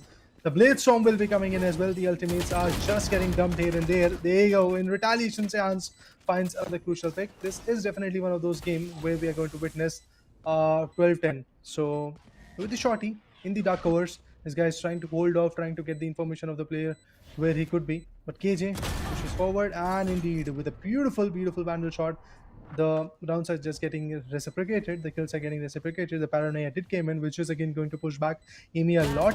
But G Phoenix, they are still fighting back in the game. And if we talk about the last man standing, he will be Kiri. Has got the Odin in his hand. He's going to take the exit frag so that he can dent the economy seriously. Well, Kiri being the last one standing is already on the fight, Oh! but well, Blood will secure the third and take care of her as well. Goodness gracious. Double digits for DeathWish as well, and they are looking like they just need a couple more rounds to go ahead and push this on to an overtime. But well, the overtime can actually make things very 50-50, so GE Phoenix needs to close the game down in the coming 2 rounds. Let's see if they're gonna be able to. This will be interesting to watch if an overtime comes in, because again, G Phoenix is patiently waiting for their last round. On the hindsight, if we talk about DeathWish, after the third round, which was the bonus round in the second half, there was not even a single round coming in the favor of DeathWish, but finally they were able to nail out the 22nd round. The all round came in, but eventually got shattered, but with that, Amy again retaliated. Paranoia comes in, again both the Jet and the KJ are pretty much blended with it, and for now, the pushback is going to be there. But look at Muffin Loop with just 5% HP. He's still more than ready to shut down the players. Let's see if he can really do that. But unfortunately, Z-Flow will be more than ready with some good shots of his own through the wall bangable scenario. It takes the player down, but now Lavish holding a decent angle. This could be a situation of a controlled aggression coming from DeathWish, because they've already made their way here. Defender Killjoys, lockdown is also coming. So this is the moment where the pushback has to be there. Apart from that, from the back angles, if you talk about the A mains, we have the Omen rotating back. That means Meow 16k is also coming. Swamp Grenade did come in. Nobody has been detained. So now is the moment where they're going to push forward. But there you go. Sandwich definitely wanted to take down Meow 16k and was capable on doing that. Now DeathWish wants to retaliate. Let's see if they can really do it. The shock dart goes in. It is obviously going to damage out the player, but the fake diffuser also come in. Now let's see how the precision will work out. Indeed, he takes one down. He's going to take another one down, but even before that, DeathWish secures the game. But there you go, G Phoenix. The SOA survives with the Odin, takes down the last frag, and it's done. The winners are here. Absolutely, a very back and forth round, but the end result is gonna be a victory for GE Phoenix. The beautiful victory that they have been able to acquire for themselves with a comeback in the whole process is just astounding. A beautiful gameplay and an amazing display of caliber here. This team, they have shown us exactly the kind of toe-to-toe match that we came for. Well, what a fight that was. From a journey where Global Esports was at a loss of 4 rounds when it comes to the first half, there was a buffer of 4 big rounds coming in. But eventually the retaliation was there. And now the journey unfolded to a 13-10. That means there was a buffer of 3 good rounds as well. G Phoenix definitely made their way back in the game, and they outshined every single time. When you talk about the defensive perimeters, G Phoenix was able to establish it. And while attacking, yes, there were major blunders coming in from DeathWish, and that is one of the main reasons why this particular team is now at a loss and is going to get, of course, eliminated from India Predator League 2024 presented by Acer. But yeah, the job is done. And if you talk about DeathWish, initially, if you talk about the first half, while they were defending, they had a very good momentum, but that all shattered when the side switched. Absolutely. On the defensive side, both the teams were able to display quite a lot of caliber, but well, in the last 2 rounds, GE Phoenix was able to close this down into their own favor, and they were able to lock the victory for themselves. However, on the attacking side, for once, it started seeming like there was not going to be enough chances for GE Phoenix to actually go ahead and claim anything for themselves. It was a very lopsided scoreline towards the first half, but well, the comeback happened, and we haven't seen any comebacks yet in this particular tournament. This was the first one, so that's already going down in history with that particular statement. Well, yeah, the close cutthroat competition that we were missing from the day number 1 from round of 128 is finally here. But let's have a look at the highlights as well, so that we have a clear perspective of how the game was running out. Initially, yes, you will see all the frags coming from DeathWish. You will see all the control scenario coming from DeathWish. They had a beautiful control while they were defending, but that shot from Kappa was absolutely amazing. Beyond the box, he was able to hit the player, and he was able to get that ding shot into his perspective and was able to take him down. It was amazing, but eventually, if we talk about the first round, it went down in the favor of team DeathWish, if I'm not wrong. And yeah, with that initial round in the favor, they were able to capsize on another sort of amazing rounds. But then G Phoenix decided to retaliate. The delivery of some good shots and the angles that they were choosing was absolutely amazing. But then again, if you talk about Kappa, initially he was not looking that aggressive, not looking that controlled, but while attacking later in the, like, let's say second half, while defending, Kappa was absolutely amazing. Absolutely, absolutely. Kappa on the defensive side definitely brought in a lot of hope for the side of G Phoenix. Not only that, even Meow 16 did go completely berserks in multiple rounds, making sure that G Phoenix was able to find themselves a surviving chance. And not only that, they found themselves a fighting chance which they were able to capitalize on and made sure that the victory came in for their side. DeathWish, even after all the attempts, even after all the hard work, are gonna be watching themselves walk out of here because G Phoenix just turned out to be the better team on this one. Oh yeah, in the second half, G Phoenix had all the control that they needed and all the insight that they really required. But Lavish, if I talk about him, indeed the options were initially very, very good.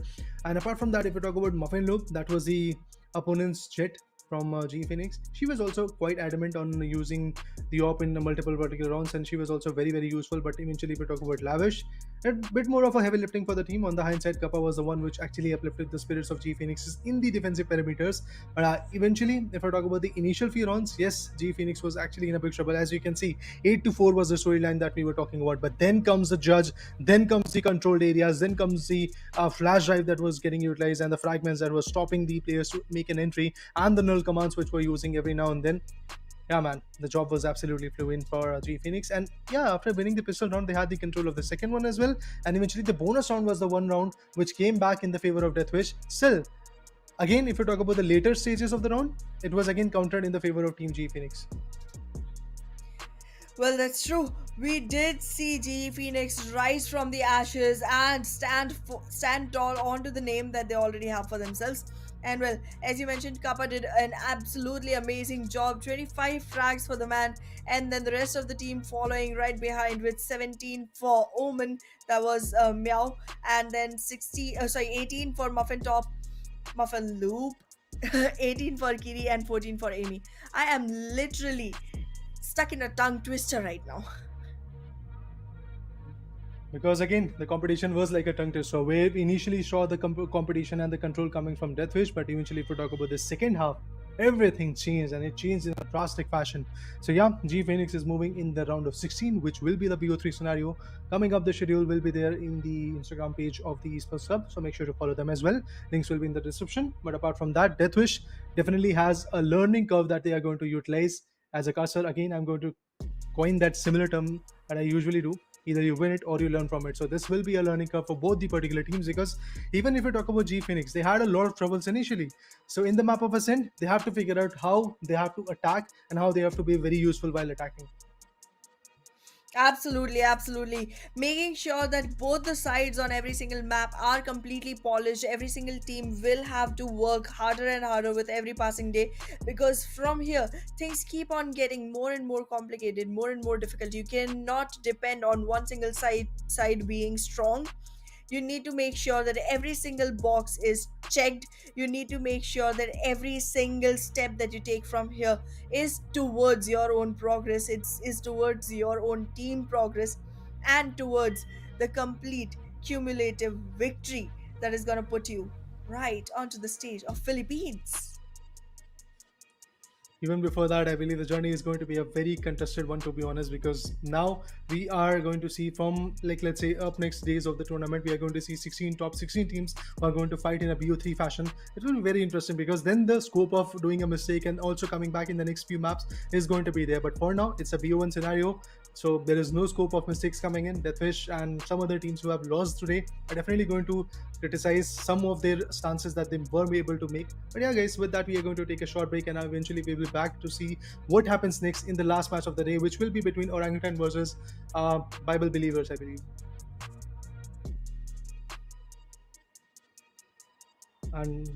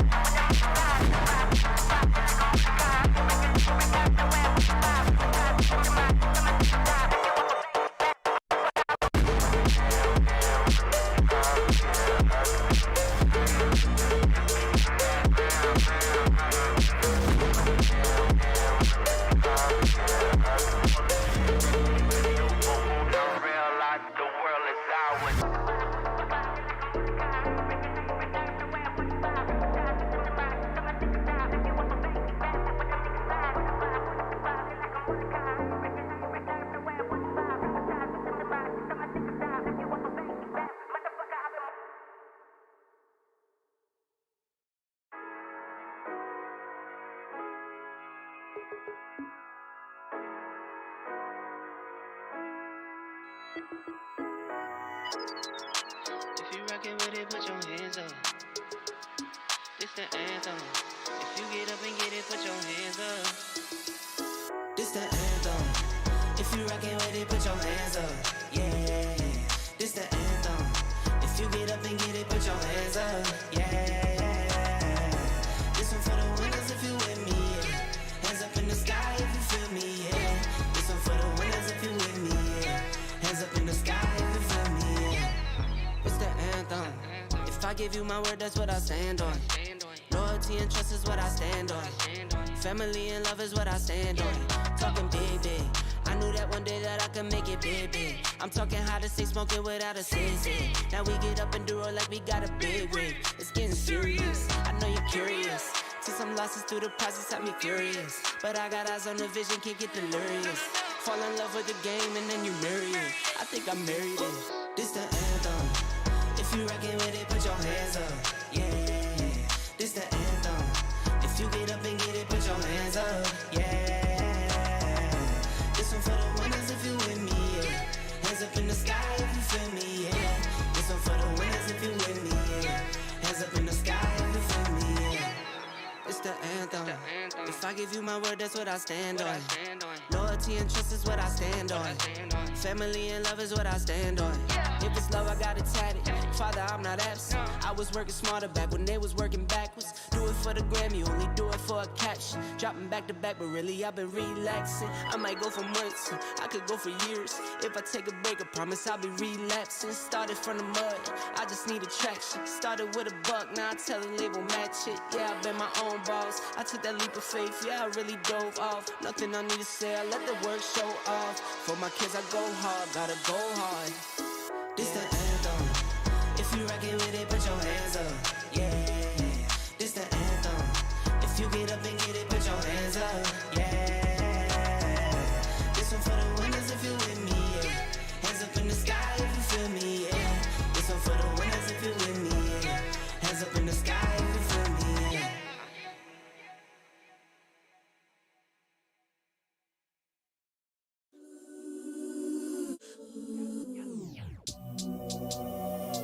Dame la plata, plata.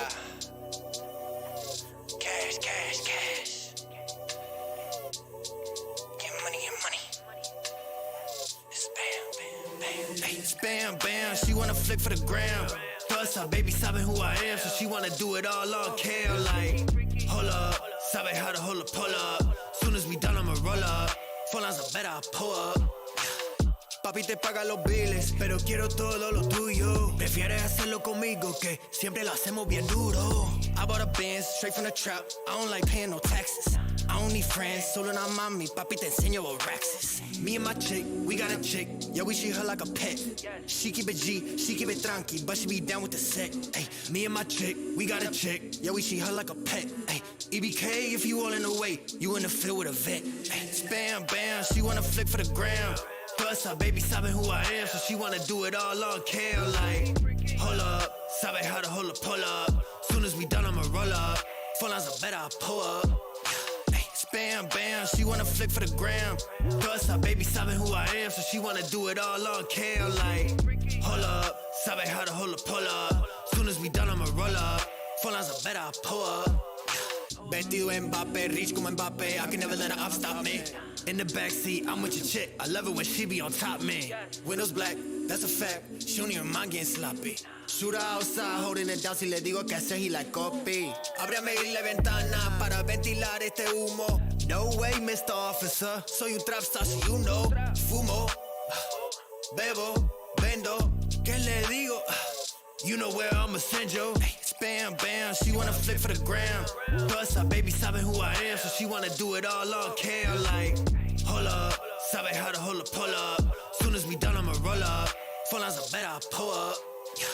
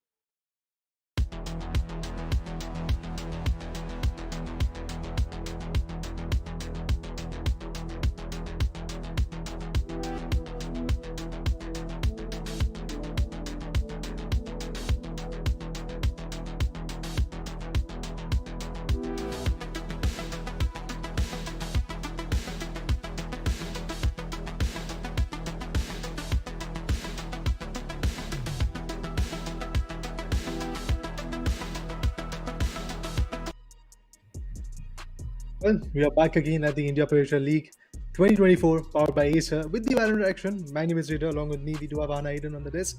And we have already seen three amazing matchups. And for the first time, to be honest, in past 3 days, including today, we have seen a cutthroat competition between G Phoenixes and DeathWish. It was absolutely amazing to watch, to be honest. But then again, we have one more match left. It will be between Orangutan versus Holy Bible Believers. So we have to see how the play is going to go, how the formation is going to work out.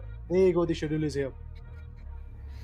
Well, absolutely, Orangutan, the team that has made a huge name for itself, right now fighting off against Bible Believers. This is going to be a great shining moment for Bible Believers if they are able to get this one in their back pockets. But well, Orangutan is going to be a hard team to defeat, but we'll see how this turns Mhm. out. Definitely have to see how the maps are going to work out and how the agent selection is also going to be there. But for the first time in this whole scenario, we see a map known as Split come into the picture, which will be the decider because all the other one is already banned. So if you talk about the attacking formation, it will be coming in from Orangutan's perspective, and the defenders will be Bible Believers. So Team Bible Believers have to do everything from their possible corners for the initial first half to really hold off the aggression coming in from the Apes. And I believe Orangutan is one of those teams which is just not going to stop that easily. Absolutely. It's going to be super crucial to make sure that the first half is in the favor of Bible believers. Otherwise, it's just going to be a snowball effect that starts from the side of Orangutan and never stops.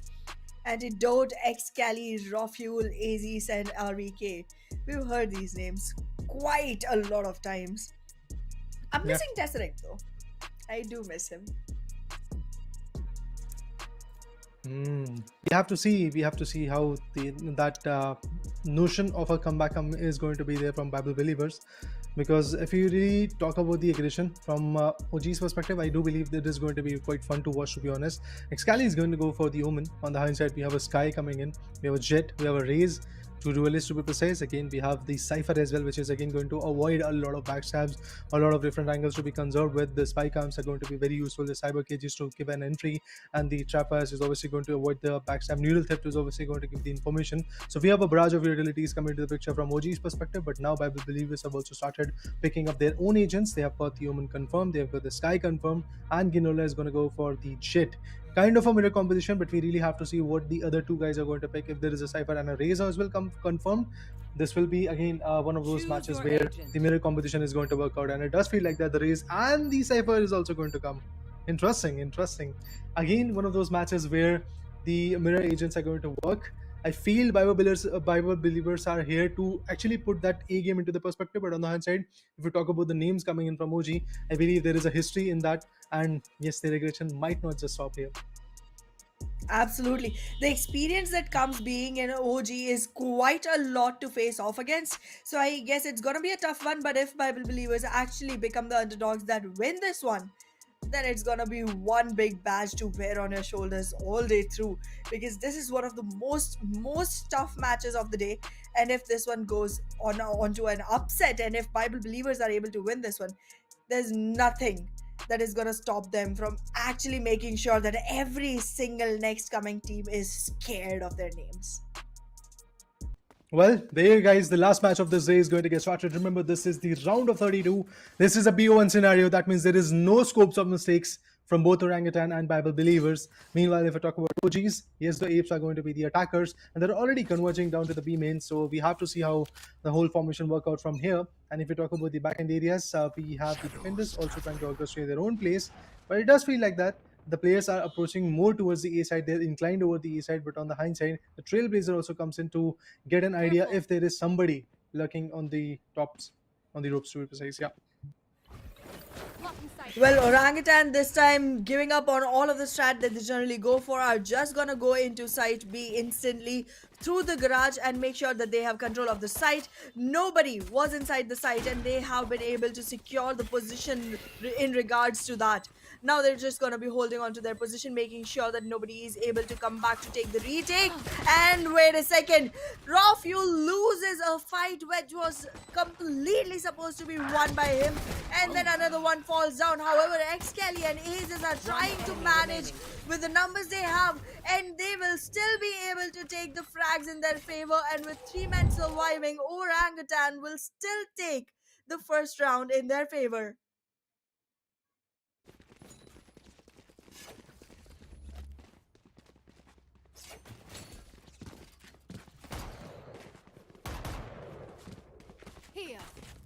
Yeah, I mean, totally agreeing with your points that the aggression was absolutely on point. Yes, Orangutan actually lost two good players of their team, but then again, they have won the pistol round, which is again going to give them the spirits to win the next one as well. And again, the approach is actually towards the B side. Yes, the guiding light could be there, and yeah, there you go. The guiding light comes in, which is going to blind the plethora of players which are holding this B main side to be precise. But then again, the dark covers is there. Trailblazer also pushes in. Is going to go ahead and get the information. Yes, the information has been revealed that the player is on the back sides. Cyber K is being appointed and the players are pushing with the bulldog. They find a beautiful attempt, but look at this, holding beyond the box. There was another guy. It was the Sky, if I'm not wrong, but now the spike is going to get planted. It's all about the raise and the cipher that we have got from the Bible Believers perspective. And then again, I feel their challenge is just going to get undermined by the 4 behemoths who are there from OG. Well, OG already invested with consideration of the next round. They have only lost one single player, and it does not look like they're going to be losing any more.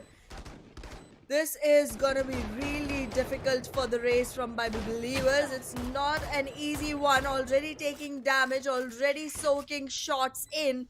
Excali kinda has an idea of where Raze will be, but just not pushing in yet. Once the smoke has gone away, that's when they start to fall back down. They know there's not enough time remaining, so they're not going to be contesting this any forward.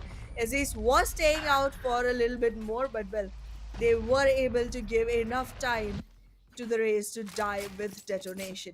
However, 2 rounds in a row, this was expected. I mean, once the first round was taken by OG, we knew that Orangutan will be able to convert their anti-eco, obviously. But now that the buy round has come in for the side of Bible Believers, this is about time that they can actually break momentum. Oh yeah, they can definitely go for those Vandals, Spectres, and Phantoms. And if it is going to be useful, we have to see if this is the particular round where they're going to finally bounce back, shut down the players of Orangutan, and then eventually get their first round as a victorious one, to be honest. But it's going to be a difficult one, to be honest. The players are rotating through the mid-bottom, and as you can see in the mid-tops, we have the dark cover coming in from the attacker's perspective. Another dark cover from the Omen from Bible Believers. This will be interesting to watch if they're going to make a move towards the vents. But even before that, look at this. Ginola, the Jet, finds a beautiful crucial pick. And as we were suspecting that after getting the buys, things might be a bit more different. And that's exactly what is happening. And in the vents, we have another one.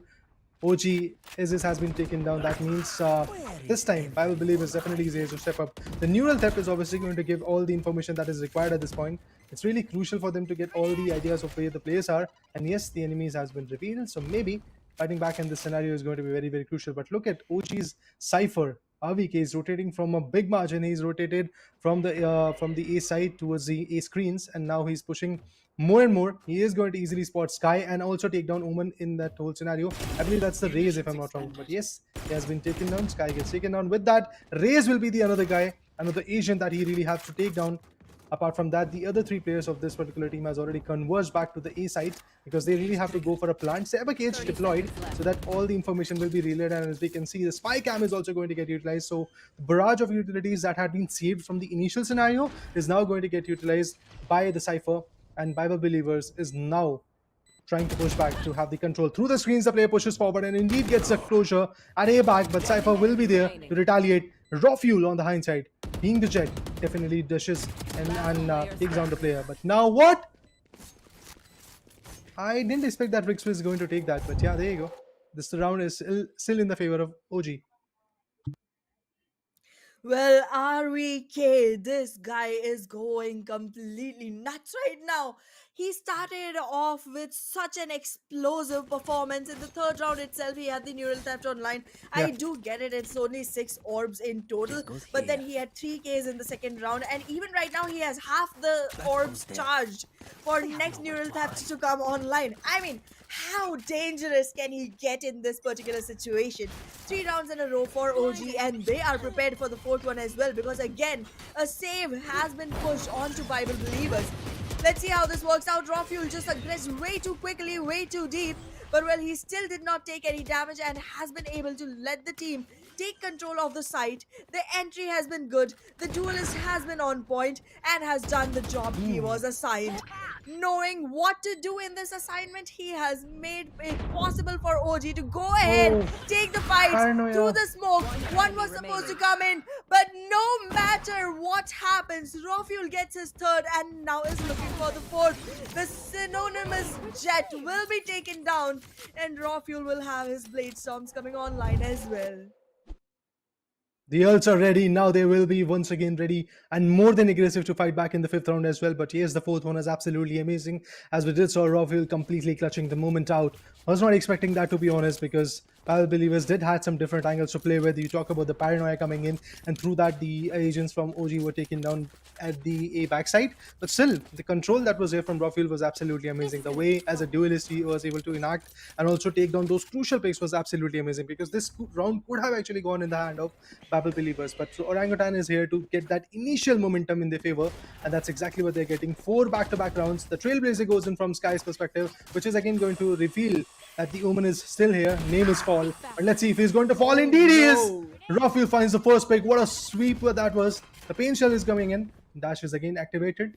Let's see if it is going to be another crucial vital pick coming in. RBK finds Ginola, Nomad finds RVK. Complete retaliation coming to the picture, but Rafael is the uncontested one. You can't really shut him down, and it's all about the last guy. The Cypher pushes forward, and the Raze takes him down as well. Well, Aziz will put the final nail in the coffin, and with that, Orangutan will get their 4th round on a map of Split Raider. It becomes very important for a team to be good on defense. This is a defense-sided map. You need to make sure that you have mid control. That's going to be super essential to keep a team from actually invading site B. But well, I'm not seeing that happen from the side of Bible Believers. Finally, this time around, the adjustment has come in. We can see the Jet actually trying to take control of the mid area. However, site B has been left completely empty. The read is good. Orangutan is hitting site A, and they will be caught off guard seeing 3 players on the site. So let's see how this turns out. Rafael. Ogre's position is very crucial. He will be able to get raw fuel. There was an adjustment coming, but that was slightly late, and the shorty will come in to do the job. Aziz with his Blast satellite back. takes care of Cypher, and now RVK getting taken down. Ginola, the Marshal, is just marching right onto the parade of Orangutan.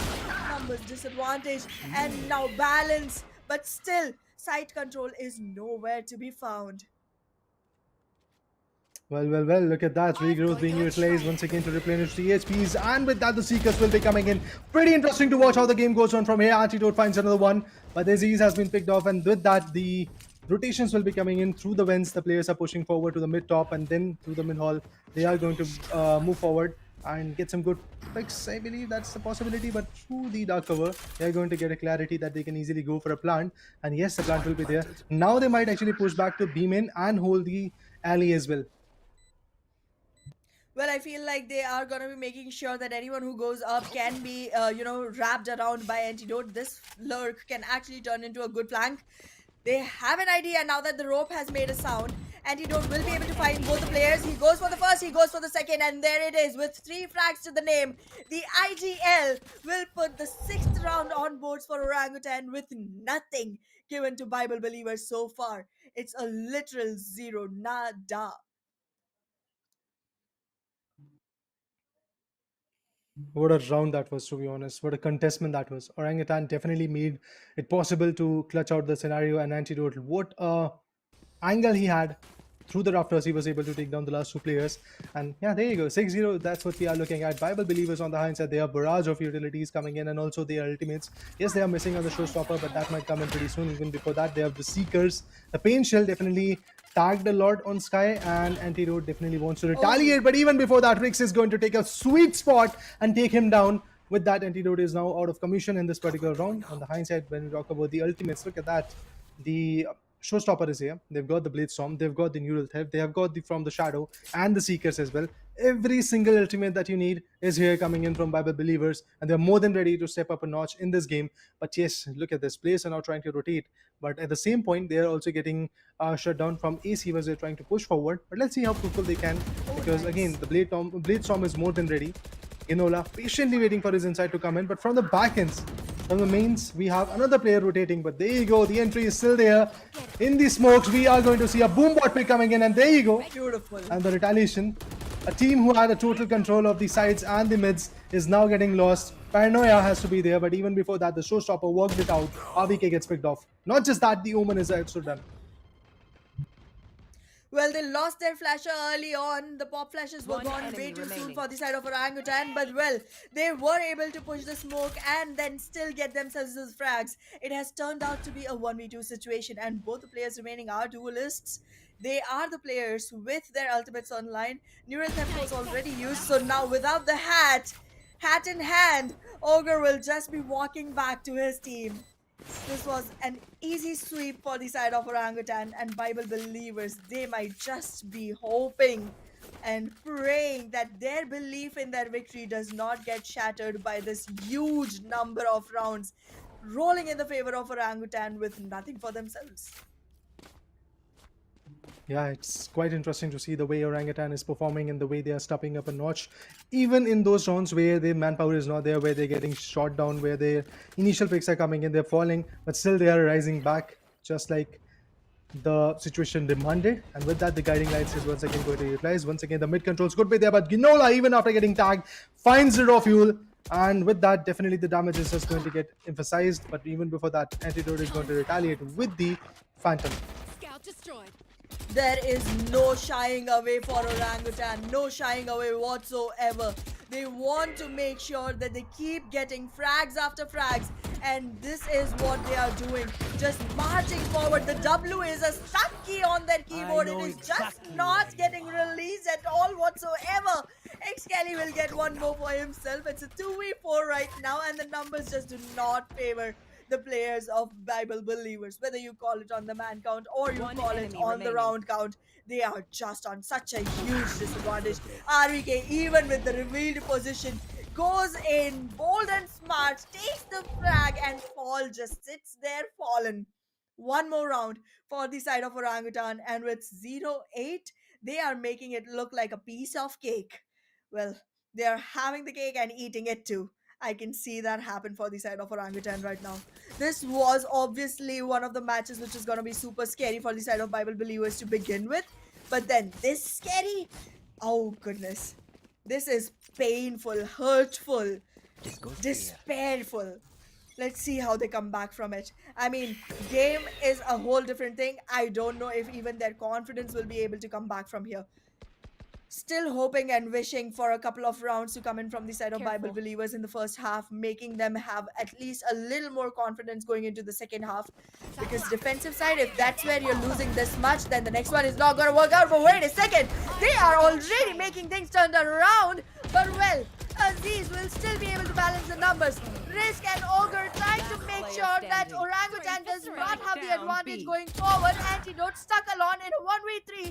Goes for the first, goes for the second, but that one will not work out with Ganola on the other side, standing with Operator tall and strong, finishing another round for the team. And just as we were hoping and praying, Bible believers finally secure their first. This is such a beautiful occasion right now for the side of Bible Believers Raider. I am so happy for them now that they have finally started getting rounds. I hope they continue. Yeah, that's the most important thing. Being consistent while getting those rounds in your favor is going to be most important thing at this point for Bible believers. Again, they have got their ultimates, but let's see how useful they can be in this particular rounds. In the perspective of the B side, we do see Sky with the guiding lights. And apart from that, the trap has been set. The spy cam is pretty much visible. And when we talk about the A side, we have the Omen beyond the vents. And if we talk about the A main side, then I guess we have Ginola, the Jet, which was quite crucial in the last few rounds, if I'm honest. Grenade. Well, let's see how this one goes. As of now, we do want to see Bible Believers surmount on the final one round that they have acquired. And well, Nomad did do a great job at acquiring Aziz.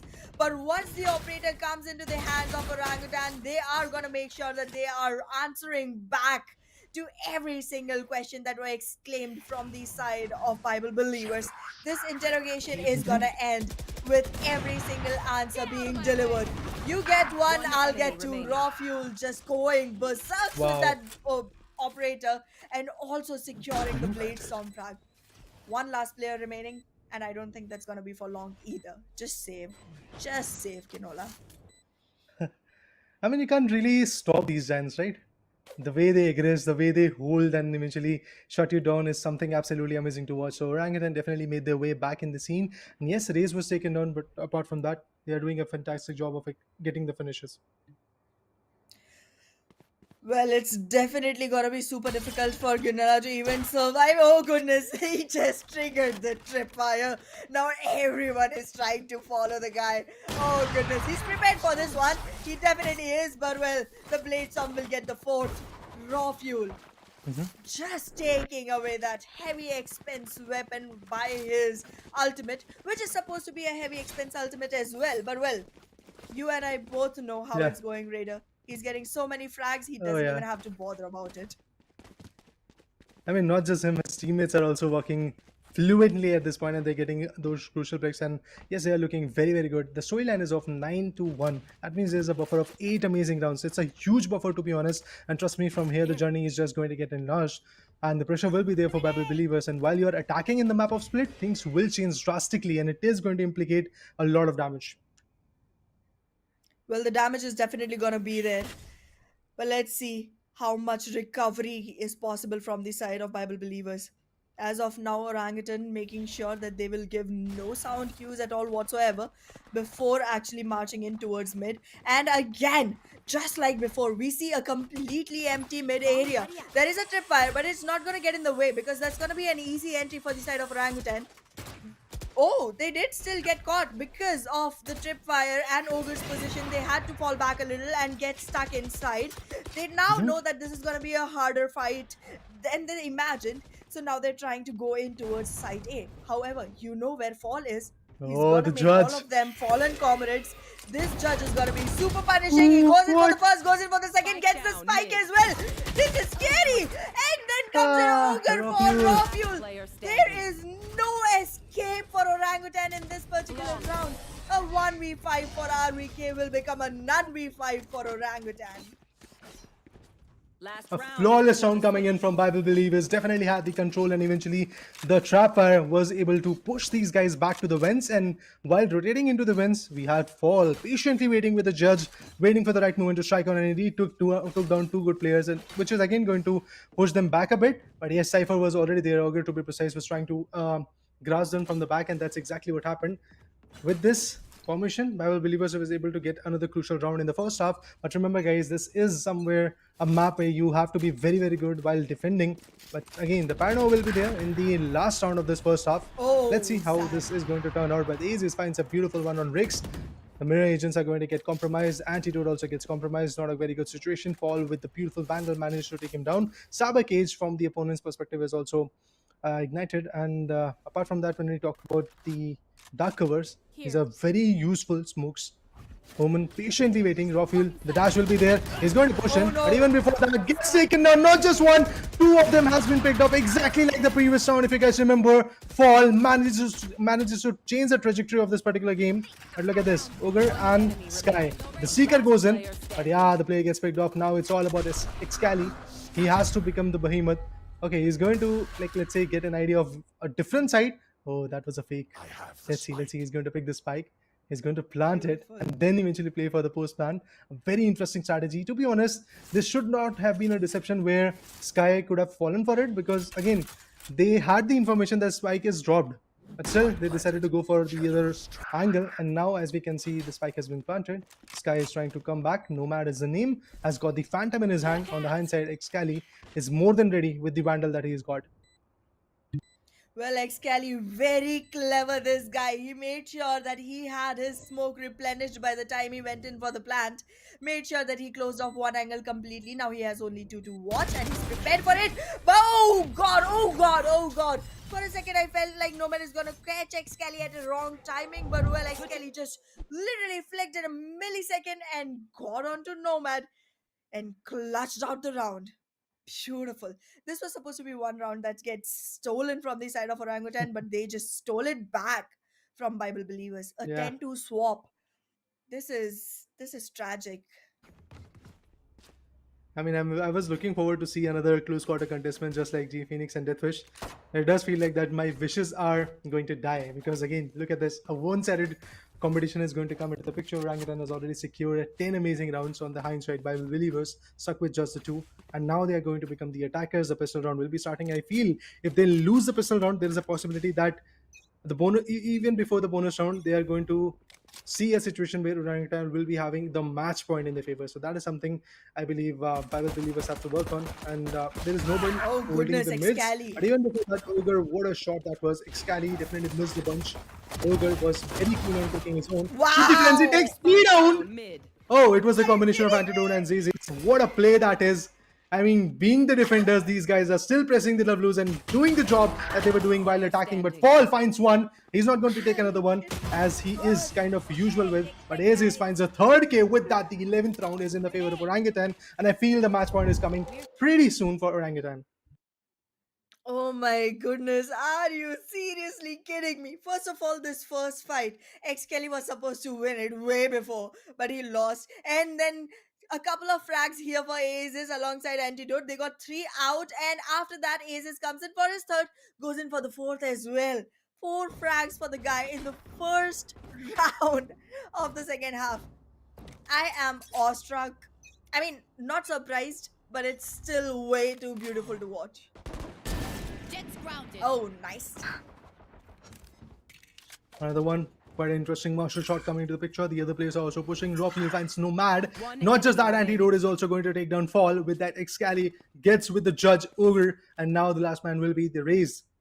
Rix. He's very good with his aim, to be honest. He has taken down some good kills with the flicks that he had in the defensive perspective. But now he has to attack. He has to plant the bomb. He has to make sure that in the post-match scenario he takes all the 4 players down, because obviously all the 4 players are going to push onto him, but it does feel like that he's going to rotate back and he's going to get spotted. Even before that, takes down the AWK. The Cypher is out of the equation, but look at that, Excali straight up walking with the judge. He's going to shut him down because there was just 19 HP to talk about. So Reyes gets taken down. With that, Bible Believers is losing by a big margin, and as we can see, Orangutan is there with the match point already. Oh my goodness. Oh my goodness. This is so sweaty right now for the side of Bible Believers. It looks like we literally gave a heated knife to Orangutan and put Bible Believers as pieces of butter, just running through them. They're just literally slicing through every single player on the opposite side. One more round, or maybe 2. You never know. There is a buy. There is an opportunity for Bible Believers to actually go ahead and squeeze this one. But let's see how much they can do. The crossfire on site A is good. It's not going to be easy to fight off. Oh my god, Aces is already ready for the fight. Gets first. RVK gets a couple with the Sheriff. The numbers are still balanced. Both of them have 2 players each. But the HP on Sky from the side of Bible Believers has dropped. And that means there can be no healing. Planted. Well, let's see how the post-plan Ogre turns is around. definitely Yeah.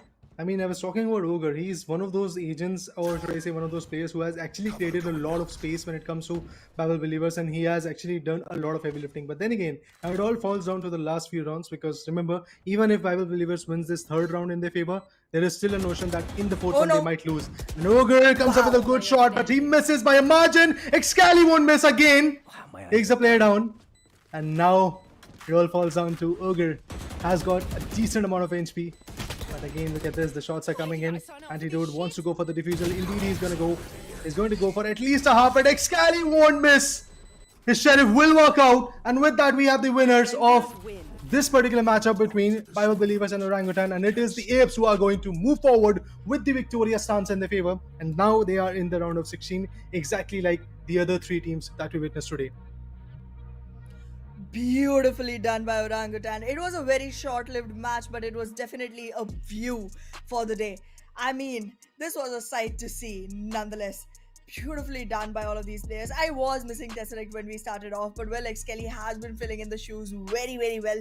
He has been an amazing player for a really long time, has been in the industry for a really long time, and now we see him becoming a part of Orangutan in that extent, where he is bringing his A game alongside that controller agent, which was so crucial on the map of on the map of Split, and just moving forward with that.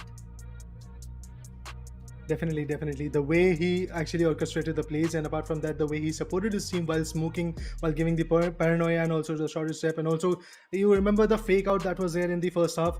He decided to go for the B side and then eventually faked it out and planted at the A side and was able to come up with a flick. So all those moments when he clutched at the last instant was absolutely amazing. And even in this particular round where we were looking forward to see exactly like a 3 to 12 type of scenario where we were looking like maybe Ogre is going to make it out. He's not going to let the other guys defuse the bomb, but it was not that easy. Excali was more than ready with the Sheriff, and even before that, it took down the Sky with the Phantom, if I'm not wrong, that he had. So yeah, again, his flicks are working out. His angles are very decent. His precision was working out. But we have to consider the fact that Raw Fuel on the same side from the exact team was absolutely amazing. If you talk about the initial rounds, you remember the op shots, the 4Ks coming in. Yes, there were no aces from Orangutan. That is one issue that I do have as a fan. But apart from that, everything was absolutely amazing. Absolutely, absolutely. But well, moving forward, we're gonna be seeing way too many more matches of Orangutan. I'm pretty sure of that. So we will definitely have ace opportunities to see things happen. But well, two Oh yeah. rounds. Two rounds is all that Bible believers could get for themselves. And Orangutan just literally trampled on all of their dreams and their beliefs, constantly making sure that they get themselves every single nook and cranny under control. Beautifully done. Indeed, and for me, the star players of Team Bible Believers will be Ogre, exactly Ogre. I mean, the way that Cypher played and the angles that he had in multiple rounds, he actually created a lot of trap and a lot of pain for the team known as Orangutan. There was a lot of moments where he actually stopped them. But again, I have to say, it requires a team effort in the game of a Valorant. Beat any other map, you have to have that team effort, you have to have that synergy, and also the type of plays that can help you out. But yes, Ginola on the hindsight, with the Marshal, with the Operator, with the Vandals, he was also equally well when we compare him to Ogre. But at the end, that team synergy from Nomad and the other Omen and the other agents that they had, if I'm not wrong, that was Raze also coming to the picture from Bible Believers. There was something missing from their corner. The blast bags, the satchels, the team cells was not that precise. But yes, if I talk about Orangutan, they were using their utilities till its peak. In every single round, you will get to see that the players were going in for the utilities. First of all, they were getting the information, they were retaliating, and also while you talk about the postman scenario, those trap wires of Ogre were absolutely amazing. Absolutely, absolutely.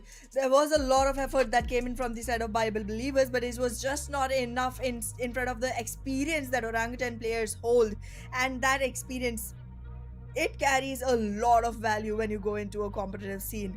So that's just something that you cannot fight off. It's just something that will come with time and practice and constant exposure to competitive games. And I feel like soon enough, Bible believers will be at a spot where they give a very cutthroat fight to Orangutan.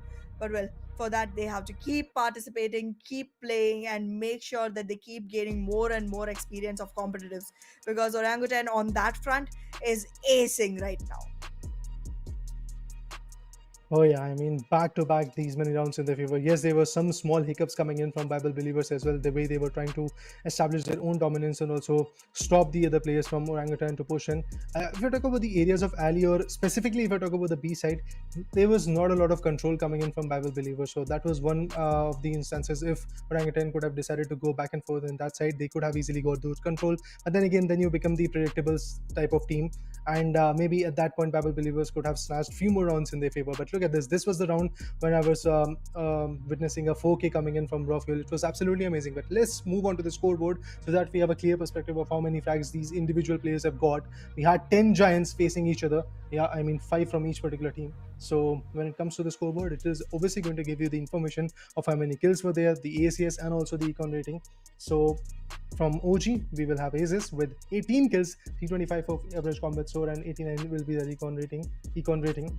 Antidote with 14. Raw fuel, even after those 4Ks and 3Ks and clutch moments, this guy has secured just 13 kills. That really shows how competitive it was, a competition for individual players of OG.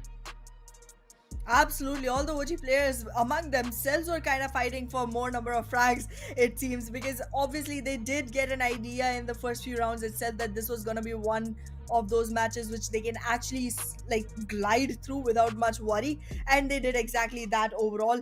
13 rounds in favor and 2 against. 15 rounds is the total number of rounds that were played to begin with. So yeah, the discrepancy in the numbers, I understand it. I get it. But yeah, from the side of Bible believers, no one could even hit a double digit point line for themselves. So that's slightly sad. But I guess it is what it is.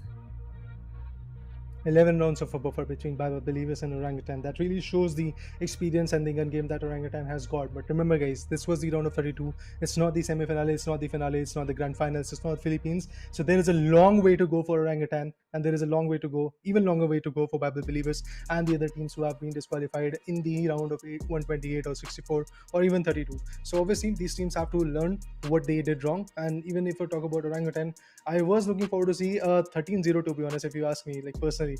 But yes, there was 2 rounds which was in the favor of team the other team, the Bible Believers, to be precise. So that was actually very, very good. But then again, they could have actually got more if we talk about Ogre and Ginola, if I'm not wrong, the Jet from Bible Yeah. Believers. Both of them were very on point. But yes, the team effort, again, coming back to that point, team effort was somewhere missing. Anything to add on that, Anna? I guess I feel like between the players of Bible Believers, I felt like there was slightly a lack of communication. They were communicating, but it was Exactly, slightly delayed. That's something I noticed when X Kelly was able to get the 2 frags that he did, once with his trigger discipline, and then the race turns around, and he still has enough time to go ahead into hiding and then come back and take the frag. So that's one thing I noticed, but that one only comes with a lot of ton of practice. And talking about the 13-0 scoreline you were talking about, I was feeling the same thing, buddy. We're on the same boat on this. But here's something that happened. The 2 rounds when Orangutan lost both the rounds, they literally just went forward without utils. Yeah. They sent raw fuel in without utils. And I was like, this is not something you do. I get it, you're good at this, but then don't underestimate anyone. And that mistake actually costed them 2 big rounds in the game. But then again, guys, the Yes. competition was absolutely amazing. With this, the BO1 sequence is going to end here, and this is it for this particular day, the day number 3 of India Predator League 2024, powered by Acer. The Valorant action stops here for now, but yes, the next schedule and the updated teams, where are they going to fight and which particular sequence they are going to fight, is it going to be a BO3 or a BO1, all the information will be given to you guys on the Instagram handle page. So for now, guys, we're going to take a leave. Peace out, and we'll be joining pretty soon in the next event, in the next beautiful BO3 scenarios.